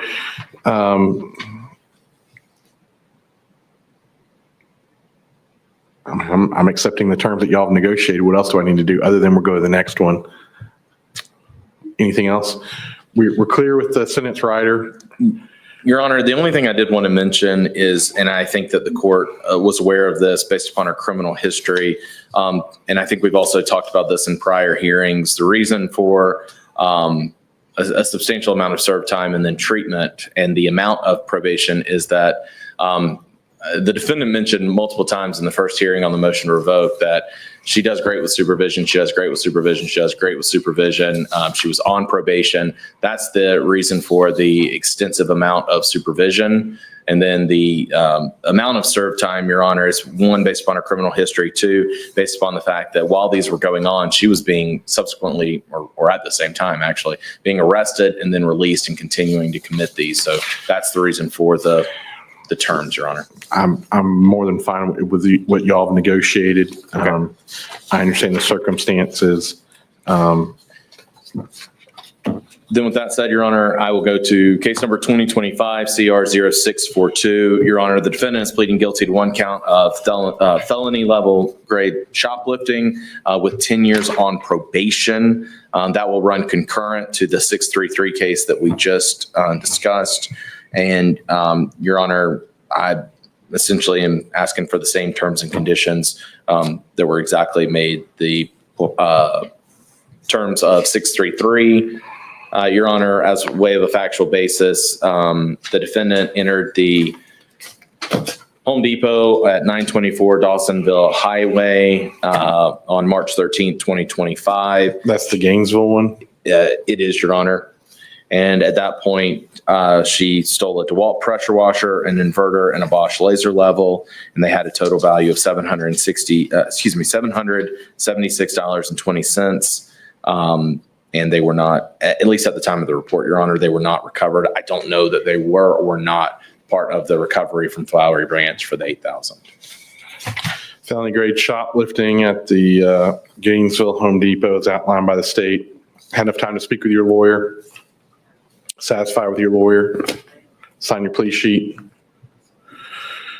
Counsel be the client understands her rights, agree the factual basis. Yes, Your Honor. As to this shoplifting, how do you plead? This meaning the Home Depot, Gainesville, how do you plead? I'll accept the plea of guilty, find you guilty, find it's been done freely and voluntarily. I'll accept the negotiated terms. Ms. Palmer, anything else from anybody? No. Yes, Your Honor, as a part of this negotiation, the state has agreed there are 3 uncharged cases in the district attorney's office, 2 misdemeanors, 1 felony. The state has agreed that we've essentially had enough from these that we're not going to be charging these. Those will be dismissed. All right, Ms. Palmer, I'm fine with all that. And, you know, you can come on up, Sherry. You know, and I'm not trying to get on my high horse or whatever here. I don't know how old you are, but 40, you know, hopefully you outlive your probation. That's probably not going to happen. Just the brazenness of just walking in and essentially doing whatever you want at Home Depot or wherever it may be is shocking. I'm okay with all this. If we see each other again because you've gone into a retail establishment and stolen something, I'm not trying to be disrespectful. I'm not trying to threaten you. I'm not prejudging anything, but that would be a recipe for spending potentially the rest of your life in prison. Are we clear? Understood. All right. Wish you luck. Thank you. Thank you. Your Honor, I don't know how this logistically works at this point. She's in work release and now has been sentenced. Do y'all take her in? Did she drive herself back? I just want to make sure we're all. As far as what I'm concerned about, I'll leave it to the sheriff's department. I'm okay with her going back to work release and processing through. If I had to guess, I think the sheriff's department probably has to reprocess her and then essentially requalify for, but has she done all of her time? No, Your Honor. No. Okay. She's been in continuous custody since May. I figured it up. It's 77 days plus some credit here and there during the arrest, a day here and a day there. So no, Your Honor. I don't like holding sentences because it tends to mess things up. I mean, if it's that big of a deal, I can hold the sentence, but like, I prefer not to. I just wanted to know whether Yeah. or not you needed to go outside the work or needed to ride back to work release. I'm fine. Great question. Sheriff's Department's going to check. If I had to guess, she'll probably need to be processed back through. That's not what I would do, but I think that's what's going to happen. I'm perfectly fine with her going to work release and processing through it, but whatever. All right.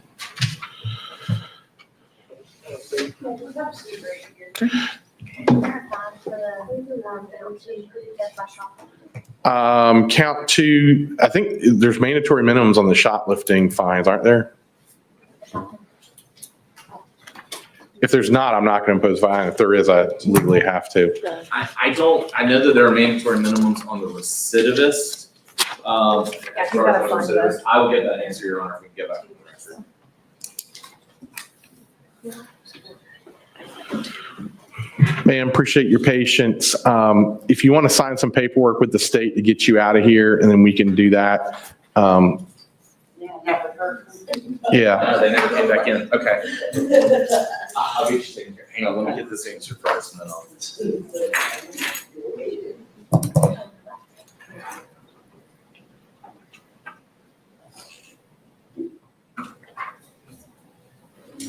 So we're going to watch the next one, but you don't have to stay if you've already seen it, because I put it out in a video, I think like 2 days ago. So if you've already seen the next one, it is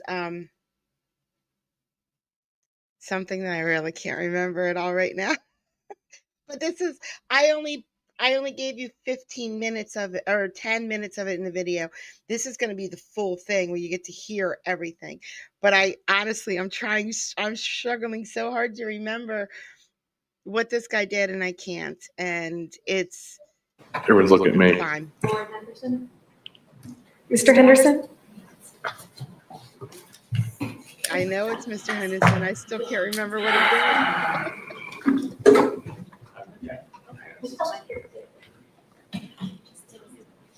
Oh, I remember now. Okay. This just keeps getting worse and snowballs. And Your Honor, that yes, because she does have a prior shoplifting on her record, it would be. all right, we're done with her. Can you just, that's in the past now. Let it go, guy. So this guy right here, what I played in the video is just a tiny tip. It really is. Oh my gosh. You'll see. It just keeps getting worse. A minimum fine of not less than $500. State's fine.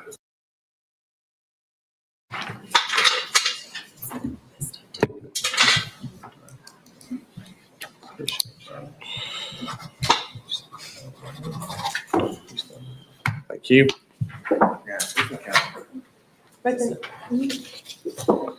This is State of Georgia versus Lauren Hayden Henderson under docket number 2025 CR 971 JGB. Defendant is currently charged with. Hey, but hold on one second. These people have been waiting all day. The people are they still here? They left. All right. I assume it was your family was here all day. So they were dutifully waiting, but apparently they left. So, No problem, Your Honor. We'll see if they're still out there. Okay. Nope, they had to go. Yep. They've been here since all day, so. In my estimation, they do care about you. I think that there was I know there was a young toddler who was getting very restless. I think they probably had to call it a day, but FYI. All right. Currently charged with 2 counts of felony fleeing, 2 counts of obstruction, driving under the influence, alcohol, less safe, reckless driving, failure to maintain lane, speeding, open container.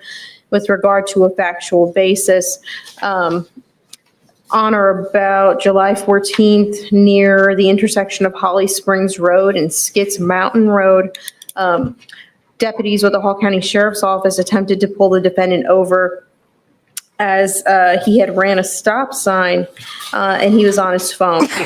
When stop sign, $50 maybe. On your phone, was that $50, $100 if you've done it before? So 80, that's about $120 at the absolute max in Hall County State Court. So doesn't that sound like he's like, okay, what he just said, you could have been taken in two ways, okay? And when I first was watching this, when I first saw it, when he said, you know, $50 maybe maximum, the other one $30 maximum, I thought he was annoyed that this man was arrested for this. Like, I thought the judge is already annoyed at the prosecutor. The prosecutor's in big trouble. Because the way he worded that makes it sound like he's like, why is this person here? I don't know, though. For those two things. The rest of the story. And just so you know, Judge, there's technically video, but there's nothing that was caught on camera. So the defendant at the time agreed to stop, and the deputy asked for his driver's license. He didn't have his license, but had a picture on his phone. Then the officer noted the smell of alcohol coming from inside the vehicle, but due to the location of the car and the road, he asked the defendant to pull up a little bit further because they were blocking the road. And so the defendant did pull up a little bit further. And they had made it to an empty parking lot, which is what the officer had asked. But then when the officer was about to get out of his car, the defendant began to flee. He made a left. Have I seen this before? No, it's something similar, but not this one. Okay. Yes. The defendant made a left onto Lula Road. So I interrupted you. So, hey, need you to pull off in the parking lot? Sure thing. They go to the parking lot, and then he basically keeps going. Yes. He reached speeds of 110 miles per hour. The officer at the time, so his body cam was on. You could see him get out of the car, speak to the defendant. He gets back in the car, but there's no dash cam. But he's essentially narrating all of this to dispatch, everything that's going on at the time. So he gets out of the vehicle, interacts with Mr. Henderson at the window. Yeah. And then goes back to the patrol car. Mr. Henderson, not to be too casual, says, I'm not hanging out here anymore, and leaves. And then we have essentially, and I don't know. The body cam. Body cam of essentially the steering wheel. Mhm. Okay.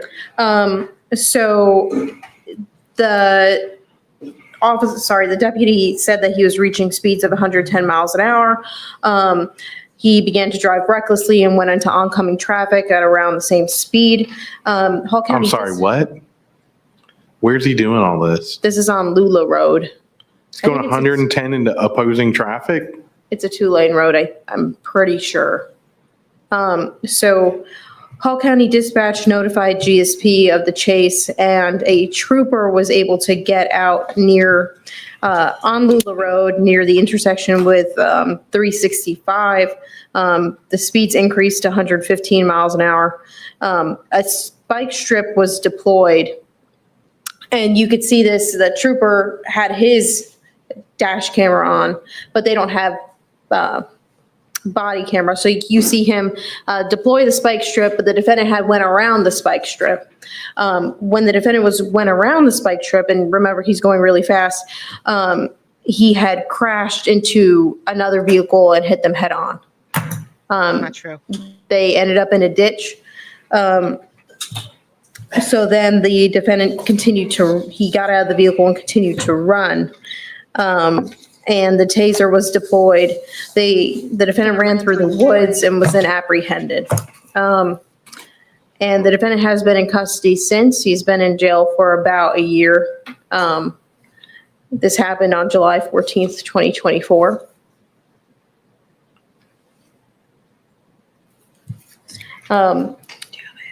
So with that, the offer is on count 1, the fleeing and eluding, 1 year to serve, credit for time served since July. Okay, hold on. Yes, Judge. And this is just their version of events. But let me get this straight. So this isn't a situation where it's like, oh, I didn't see the cop, which we've seen before. Oh, gee, I didn't know I was going so fast or whatever. So he's interacts with law enforcement, and then he basically says, I don't feel like getting a DUI today, so I'm going to leave, which is not an option. So he does that, which is bad enough. And I'm not prejudging anything. I'm letting you know that right there, I'm not losing any sleep with you going to jail for a year. Just pulling off from the law enforcement officer generally would warrant a year. But then you go allegedly 110 miles an hour, bad. And then you allegedly go into opposing traffic, very bad. And then apparently you hit a third party. If true, extremely unacceptable. And I didn't get the crux of all that. So he hits a third party. What's happened with that? They go to the hospital No, Judge, they were okay. with a head-on at 110? They got out of the car. They did not have medical. Do we have assistance. photos of that collision? Well, again, there's no, the way that the trooper's car was positioned was it was towards where the defendant was coming, so they could obstruct the side Well, what I wrote down, innocent. In case you missed it, because there are all the talking going on, what really happened in real life, what happened was he was driving very fast, okay? We don't know what the speed was. He was driving very fast. They deployed strips. He slowed down, went around the strips, and as he was driving down the road, another car hit him in the back and T-boned him, or in the side and T-boned him. He did not hit a car head on at 115 miles per hour. That didn't happen. Which doesn't really make a difference, but it kind of does, because that other car that hit him didn't die that day. Third party head on. Yes. So I would expect that if someone ran into somebody going even remotely, I mean, you're into somebody going 20 miles an hour, it looks like they've been through the ringer. So at something approaching 110, I would expect to see. I can pull up the, whatever photos and videos that So then we have an innocent third party head on, and then allegedly to top it off, he physically runs. Yes. Okay. When he was apprehended, he did tell the officers that he had a newborn baby at home and that I believe he had warrants out of Fulton and Cobb.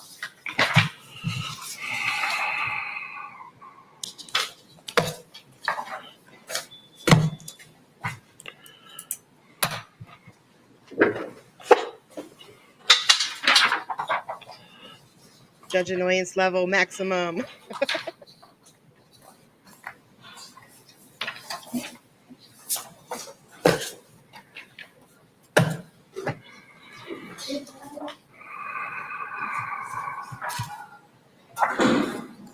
Judge, he does have a civil suit for the accident.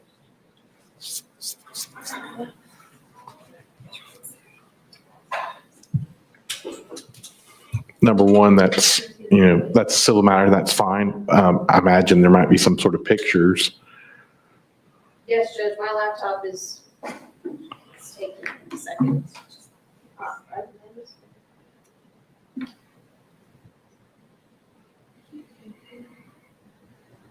I can't believe we had a taser and security's not here.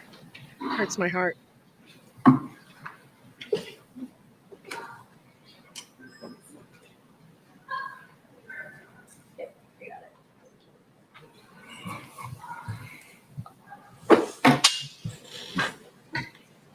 I think this is Telfair County, Georgia, but it could be Baldwin, but it could be Dawson. I don't think it's Dawson. Georgia. Can I just say Georgia? This is the United States of America.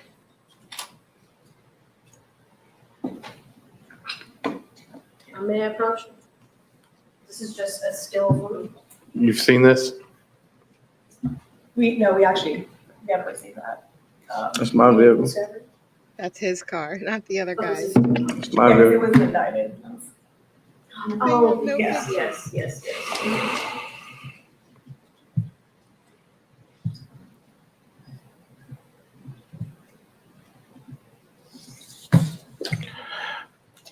Look, it's been a long day, and I'm not trying to be cranky here.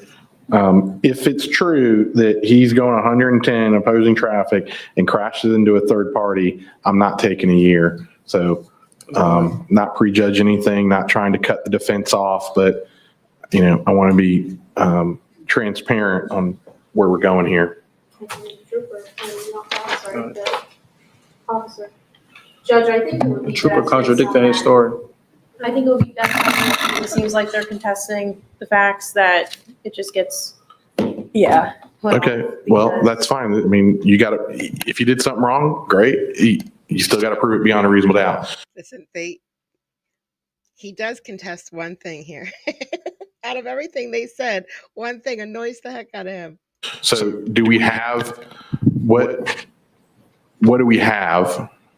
Do we have a picture of a third party's vehicle? I have to pull it, I have to go through the video to find that, but I'm not trying to be mean, but no one like on scene took a picture, said, here's what the car looks like. I mean, is there a civil, you said there's a civil suit. I imagine almost any plaintiff's lawyer is going to take a picture of the car.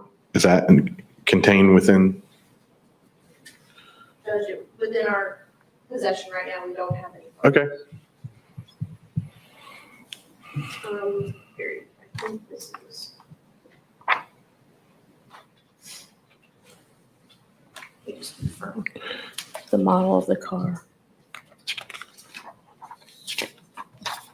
No.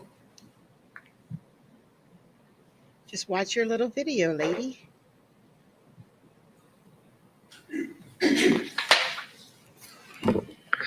I think she does find one eventually, but it's too late by then.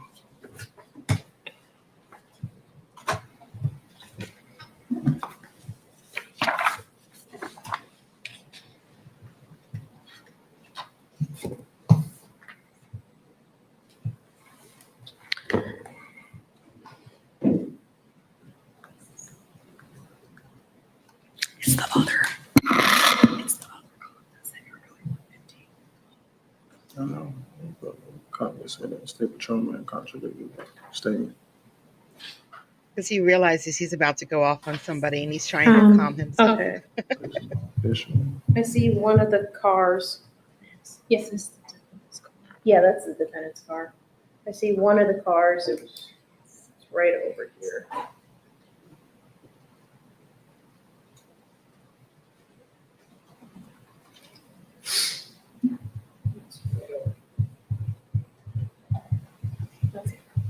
There.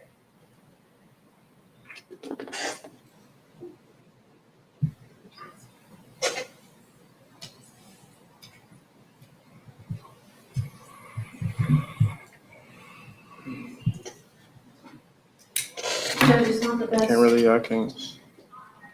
Oh, it's not the best still of it because this person is far away, but that's one. Right.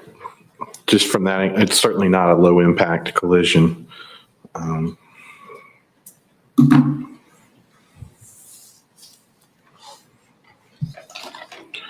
What does he have going on in other counties? So he does have, out of Cobb County, he has a fleeing and eluding based on this incident. I believe it sounded like maybe he drove over there. I'm sorry, what happened? He has a pending felony fleeing and eluding. From this? Right? No, not from this. It's in Cobb County. Okay, There's a hit and run in Fulton. Okay, so he has a pending charge in Cobb County. So this did not go to Cobb County. That's apparently it's separate and distinct. Correct. Okay. But that's all that we're aware of is the pending case in Cobb County. Okay. Which is older, that one or this one? This one, right? That one. That one's older. Okay.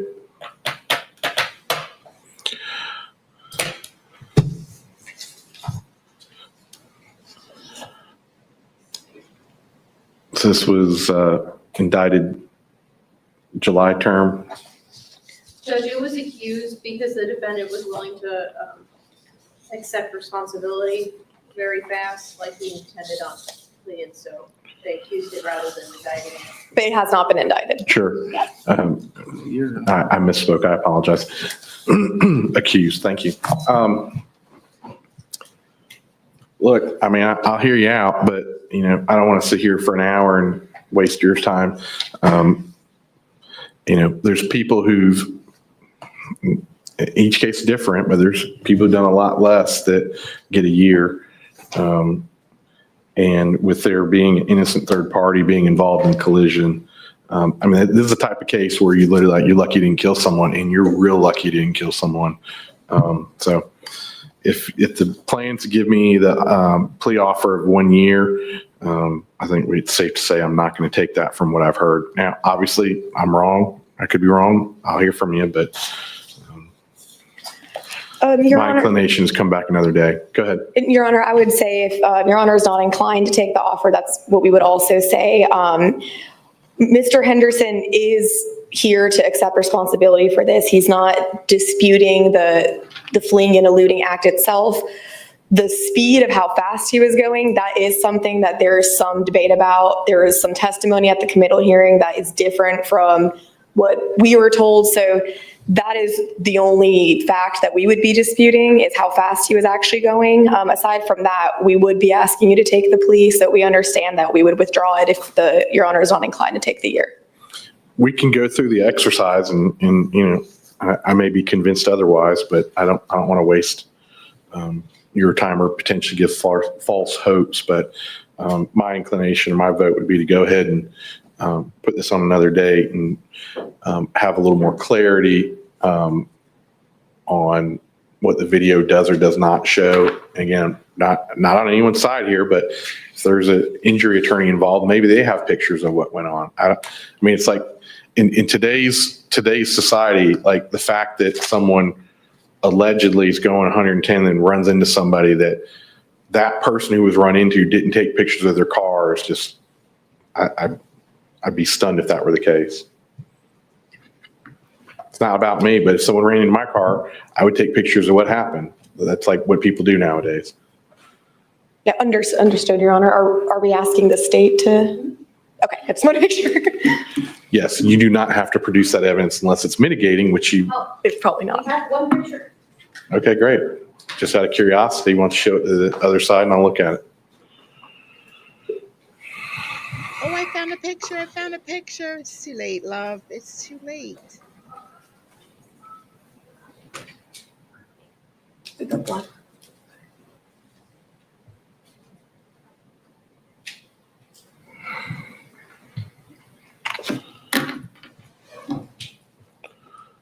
Okay.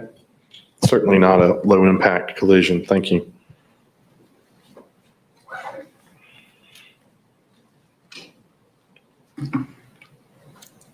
We don't really need to see a picture. We know what that car looks like.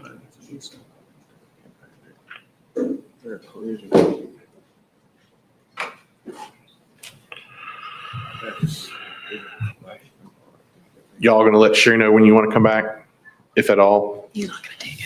Put it on trial calendar. I mean, I don't know what the answer is, but a year's not it. So I guess whenever the state can provide us that evidence, we could come back. We hear from him now. We're gonna hear him. Well, he's not, he's asking for. you can certainly address the court. I'd highly advise you go through your attorney though. You can talk to him. Your attorney is doing a great job. She actually did too good of a job that I'm probably not willing to accept it. So She got him a year on this. 1 year that he already served. Yo, go attorney. Good job. you know, if you want to talk to her, please do. I just want to say, Judge Brayfield, first I want to say that I was in front of you when you was a misdemeanor judge. I don't know if you remember or not, because when I first seen you, they had dropped my charges down to misdemeanor charge. They actually, I got rid of all of these felony charges, and I don't know how and when, but these charges was re-brought upon me. And you even made a statement when I came to see you that the fact that I was charged by two separate officers for these charges that I'm facing was double jeopardy, and I don't know what happened in the grand scheme of everything in the end. Well, number one, I can guarantee you I've never told a defendant that they are subject to double jeopardy, because number one, that is a very complex issue. Number two, it's not my role unless there's been a motion filed like a plea in bar. But either way, not here to fight with you about what you remember. That being said, they've presented charges at the felony level. And to your point, I mean, it checks out, because this was what, July of 24? So I still would have been in state court at that point. So as it relates to you know, what happened in state court on this case, on whether, you know, whatever, let your lawyer look into that. But right now, that's what you're facing, the felony grade.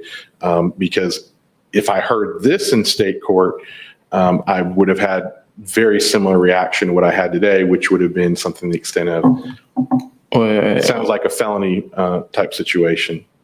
I apologize, Your Honor, but when we was in state court, these charges weren't, I wasn't facing these charges at the moment. So, you know, I mean, now today that these charges are, I am being faced with these charges and they are brought against me, you know, I just wanted to first, you know, apologize for the whole situation, apologize for my actions. I understand that I'm wrong and I don't mind pleading out and accepting a plea, but I mean, I'm asking you for a year just so I I'm just asking you to, you know, accept the plea and so I can continue on what, you know, what I have to deal with, but also because, I mean, first it's acute, like it's an accusation that I was doing 100 miles per hour, but another, it's two officers involved. The first officer said I was doing 100 miles per hour. The second officer, the county state patrolman, he said I wasn't doing no more than 70 miles per hour. So it's like, that's why it was accusation, right? Like, that's why, like, their stories contradicted. That's his problem. His problem was, I wasn't doing 100, I was doing 70. And I believe that the charges had got dropped because my first public defender, Brian Dilly, he was the one that said, oh, I think I can get these charges dropped. And at that point, they were dropped and I was dealing with misdemeanors, but I guess somehow they got brought back against me. But I understand. Well, you have an excellent lawyer and she'll definitely look into that. I will say that, you know, one way or the other, and I'm not saying it's true, but what's been purported, if true, is that there's an innocent third party who was subject to being head-on collision due to allegedly you leaving a traffic stop. So if that's true, that's extremely problematic for you. And so, I'm not saying it is. It was a victim involved. It is a separate party involved, but in terms of that situation, I didn't collide to them. They hit me and they T-boned the back of my car. I know it don't make no difference really, I guess, in the grand scheme of things, but I didn't personally like hit them like and cause the impact that they received. So let me interrupt. Just, this is probably a good point to let your lawyer do most of the talking. I will say, and I'm not trying to argue with you, when you're running from the cops, allegedly, and you interact with another car, whether it's technically your fault or not, it probably doesn't look too good. So talk to your lawyer about that. Do you have something to add? Yes, Judge. I mean, at first I was confused, but apparently the defendant did have two committal hearings from July 31st of 2024 and then August 7th of 2024. So the charges from the August 7th, 2024 committal calendar was sent to state court, but then all of their charges were transferred up to the district attorney's office. So maybe that's what is being talked about, but that's it. Yep. So, all right. Y'all sorted out from what I've heard today, which is what I've heard today. A year would not be appropriate, especially involving a third party. So come back another time. Thank you. Y'all are excused. Yeah, Honor, I mean, I don't want to hold you up, but what would you deem appropriate then? Here's what needs to happen. If the state has this, fantastic. We're probably gonna need to watch the video, whatever video they do or don't have. Essentially, I want to see what went on in this case. So whether it's, the trooper's body camera or the deputy's dash camera or vice versa or whatever it may be. And then I've seen one picture of a SUV with its front end caved in on a tow truck. So I would like to see any other pictures, like to see what your car looked like. Those are things that I'd want to do. And we can do it today. I'm an insomniac, so I'll probably be up till 2:00 in the morning anyway, but I don't think that's justice to rush it through. So. And on that note, Your Honor, as I've stated, we haven't received discovery, so I would prefer we receive it so that I could review it with him before we do it in court. I prefer that too. Is it a possibility that a year could still be worked out or plead? So the mandatory minimum on a felony is 1 year. Yes, sir. The maximum is 5. Plus, I mean, if it got robust and did consecutive, that's an option too. To answer your question, we'll see how it develops. Right now, it's basically kind of a true or false question. The answer is not 1 year. I don't know. I may come off that, but I may not. I mean, right now, from what I've heard, this is one of the most egregious cases from a fleeing and eluding. Just is. And you're lucky you didn't kill somebody. Judge, I just want to clarify that the offer was about 8 consecutive years of probation after the 1 year served. I just wanted to clarify that. Thank you. Wasted your breath. Okay. We're not doing anything today. See you then. Thanks. So yeah, that was a lot more than I gave you in my 10-minute video. Can I ask you guys a quick question just to help me better? I had these 2 cases. I had the shoplifting case and I had this guy's case. And I wanted to make a 10-minute video. And I chose this case, even though I had to cut most of it out. Which one would you have preferred to see in a 10-minute video? Now, just so you know, I am going to take that shoplifting case and make a 10-minute video of it today. I am. But which one would you have preferred to see in a little 10-minute video? Tina says this case.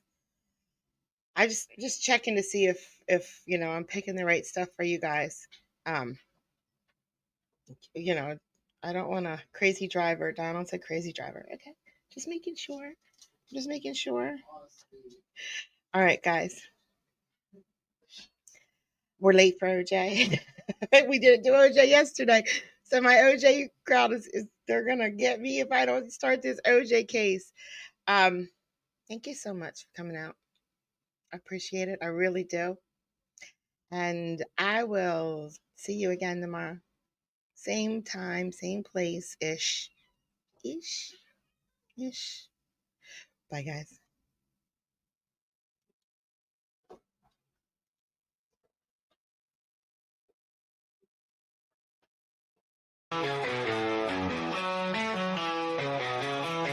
Got these life echoes, digital dreams. Through the screen, her blue eyes gleam. Wicked humor, sharp as a knife. Her stream sparks electric light. Late night when the world sleeps, she's the friend that always keeps. Giggles roll like thunder loud. She stands out in any crowd. Kathy's laugh cuts through the gloom. Eyes blue like a summer's bloom. Her humor dark and twisted sharp. In a wake, there's no alarm.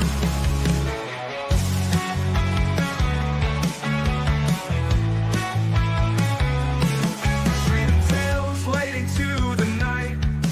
Her laughter feels just right. Even when my world turns gray, with a giggle, she lights the way. Her eyes near a sky so blue. In her jokes, there's a truth so true. With each stream, she brings the light. Turns dark days into bright. Kathy's laugh cuts through the gloom. Eyes blue like a summer's bloom. Her humor dark and twisted sharp. In a wake, there's no alarm.